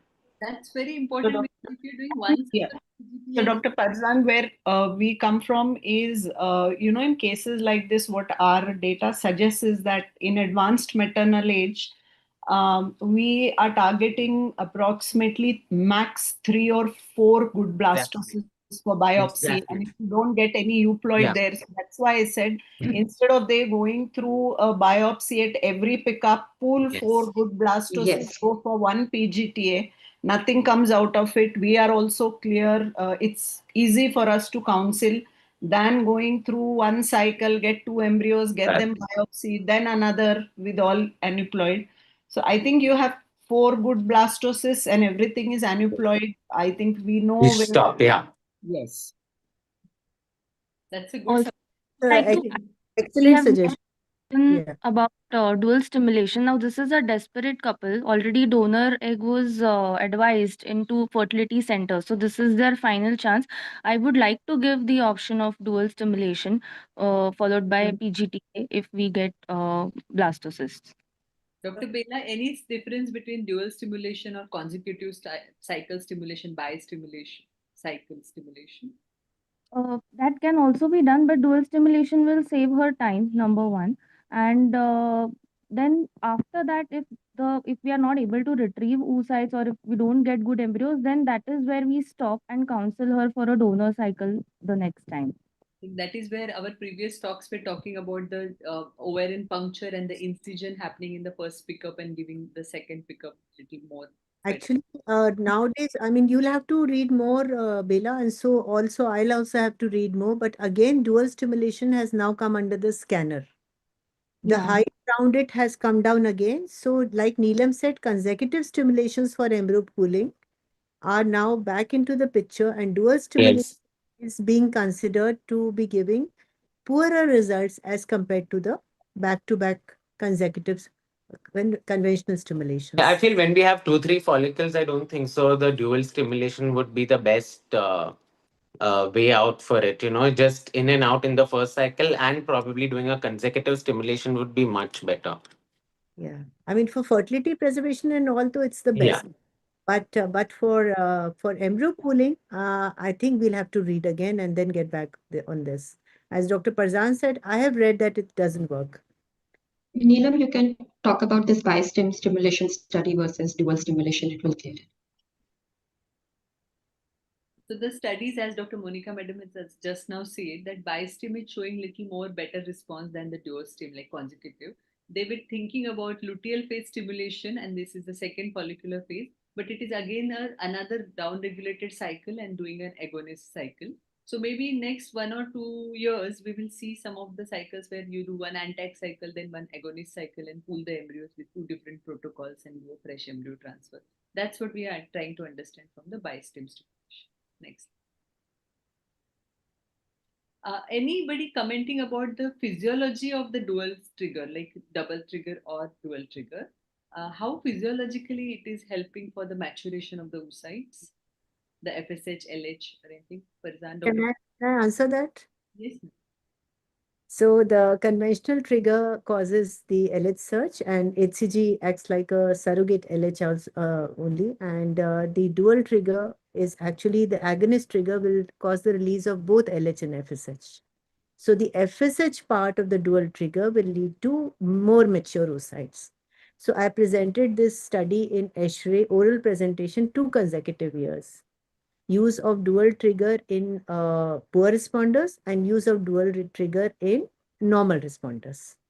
So in both the studies, the inference was that the overall cumulative pregnancy rate may be same, but you will get more mature follicles with a dual trigger because of the sole reason it causes the release of both LH and FSH. And the FSH part will cause matured follicles. As Dr. Varsha was saying that more number of GVs will form or more number of immature oocytes would come. So dual trigger probably works there at that point. Yeah, yeah. Dr. Garima? And if you want to reduce the effect of the luteolytic effect of dual trigger, then you can convert your dual trigger into double trigger. Yes. We have just heard about double trigger, but you can again talk about the timing of the injection of the dual. The timing is 36 hours and 40 hours. Like basically, the time you give your 1500 to 2000 IU of HCG, you stagger your agonist dose by about 6 to 8 hours. Okay, you give the HCG earlier and the agonist later. That is how the double trigger, so by the time the agonist injection is given, the HCG has already caused that LH surge and whatever. So it protects the corpus luteum. So in a double trigger case, you can do a fresh transfer. Pickup happens 40 hours after the LH, the agonist trigger, and 34 hours after the HCG trigger. That's what. Yes, yes. So this is a nice flowchart, and more data is getting us. No, Neelam, you do the pickup according to the HCG trigger only. Yes, 34. You do not give any regard to the agonist trigger. Correct. That's Agonist trigger is just given in between 6 hours or 7 hours after the HCG trigger, but your pickup is timed according to the HCG trigger. Okay. Yeah, in a double trigger. So now this is a very well summarized, like a lot of literature is coming. So anybody who is ready to just give a brief summary about Poseidon group 3 and 4, what adjuvants they would use and what protocol they would try to do. Adjuvant wise, we have already heard from a lot of previous 2 speakers, but still your choice of adjuvant in group 3 and group 4. Farzan? Farzan is the best one. Yeah. You must be getting all the prizes for essay writing and all, you know. He's summarizing. So adjuvants, I think whenever we are talking about even Poseidon 3 and 4, we are talking about the poor prognosis patients. I think you would like to go all out in such patients. So in that case, obviously antioxidants in the form of coenzyme Q, like Monica Madam rightly pointed out, a 300 dose would something which I would be taken into consideration. Along with that, if we are having that much of time, then addition of DHEA, or probably go ahead and do a pre-cycle testosterone gel before starting the stimulation for a month. Uh, Basically, growth hormone debatable. I have used in certain patients, worked in some, not worked in some. So again, a query. Again, we need a lot of trials to kind of fix as to what in which cases it will be useful or not. But I do use growth hormone in selective cases where there are very few AFCs and I want all of them to come out. So I think basically these are one or two adjuvants which probably I would be using in cases of Poseidon 3 and 4. That is where the evidence and the practices and your clinical experience, because evidence is there only for testosterone right Correct. now, understanding. But there is certain group of patients where you're using growth hormone, the doses, what you're using. Radha madam, what adjuvant is your favorite? Yeah, we do use coenzyme Q10, but we give for at least 10 to 12 weeks prior. And the growth hormone we use during stimulation, 4-IU we use. And only few patients we have tried with the testosterone, but that is the previous cycle. More than any of these, we try to synchronize the follicles. That is our main aim. So that we do, and we go with a higher dose of gonadotropins, preferably with a LH component in the form of HMG. Thank you So, for And Neelam, the biggest thing around growth hormone is the hormonal estimation. You give 4-IU of growth hormone starting from day 3, day 4, day 5 of cycle, like madam, till the day of HCG. You do the E2 estimation, it will correspond to the number of follicles. yeah. With 8 follicles, you'll get a nice 1700 IU E2 and everything, picogram per ml. But when you retrieve the oocytes, there might be many empty follicles. It just causes the growth of the granulosa cells in poor responders. The follicular fluid will, but the cumulus doesn't form. So the first case which you had, it was like a typical a patient who has been administered growth hormone to deliver. You'll get beautiful follicles, but the FOI or the FOT will be less. So that's your opinion. And Dr. Leena? Okay, she's not there. So from here, we are understanding that the evidence is suggesting to use the adjuvants with caution. What I'm trying to understand is the adjuvants which are not very expensive on the patient's pocket, and they are not having any side effects, and in general would increase the patient's well-being and health in term which will increase the oocyte quality, are the acceptable adjuvants to all clinicians, if anybody would want to differ on that. No, you're absolutely right, Neela. Yeah. They should be Yeah, saying. absolutely. Because growth hormone is very expensive if you go to see. The cost of growth hormone is very high. So, when we have couple of follicles, if the patient is not affording, I would not be very keen into also starting a growth hormone. Like I said, in a very, very selected few, we may consider, but again, very patient centric.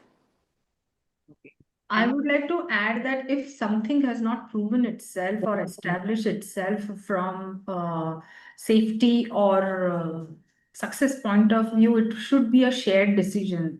We should be discussing everything with the patient. Absolutely. Because nowadays, what happens, the patient comes with a knowledge of on the internet or whatever. So they would, like, it started with, ma'am, why don't you do ICSI, or why not blast culture? So they can come up with why not growth hormone. So then it is our duty, because nowadays patients are literate and they know all the things. It's only they find out what we can offer to them and how much, So I would say that it would be a shared decision. They should know that, okay, this is the thing which is there. So many couples, they are now asking for the PRP also, because they don't know the other side of it. So my input in this regard would be telling ethically and honestly that this is on the experimental basis. This is how you may or may not get. If you are ready to take it, then it is okay. I would be, I use this strategy. That's good. And So Neelam, if you can actually summarize the approach towards this Poseidon group 4 patient for our audience. Yeah, panelists have already summarized, and we are going to again retaliate on the same thing. Synchronization is more important, what we have understood from our panelists, because without synchronization, good follicle will have desynchronous growth, and the good follicles will miss from catching up. Supplements, of course, they if they are helpful and patient is accepting supplements, then we should add the supplements. Look at the final outcome in terms of number of cycles you're going to do the PGT, if you're going to do repeat the PGT every cycle, or then rather than do the embryo pooling. The question which I asked was about deselection of the embryo. There are cases going in US about the embryo being deselected because they are aneuploid, and then they read the fine print that the embryo could have been normal. So there are little bit discussion going on about PGT again, because sometimes there can be deselection of the embryo. This point also, of course, that doesn't rule out the PGT part. This is my personal opinion, that it will be there, but it has to be very well explained to the patient in terms of the result giving. And of course, the invasiveness of the procedure also should be explained. I have little high threshold for PGT. That's why my personal opinion. But of course, we can use PGTA, and it is important counseling tool for the patient. And of course, there are a lot of transfers which would have been futile, can be avoided if the report of aneuploid embryos is there. So this is where we are coming on diminished poor ovarian reserve and poor ovarian response. And I really want to thank all of you. Everybody has spoken from their experience, and we have very had such a good discussion from first two lectures till the panel. What is the evidence and what is the practice? I think this is where we are really thankful to Dr. Monica Madam for getting this interesting topics all together. And we love to be here. Thank you so much for me. Thank you. And with this, I would want to end it with one quote. I'm very fond of quotes. So it's learn continually. There's always one more thing to learn. And I think we had a lot of things to learn today from the whole webinar session. Thank you, team, for this wonderful concept of talking about the poor ovarian reserve, poor ovarian response, in short, the diminished ovarian response. So thank you, Garima and Neelam, for a wonderful panel. Thank you, Varsha ma'am, for those expert comments. We have learned such a lot about what an expert embryologist mind works, how it works. And surely it's, I think everything will add to our clinical practice sooner or later. And this brings us to the end of this focused episode of ISAR Perfection Fertisphere.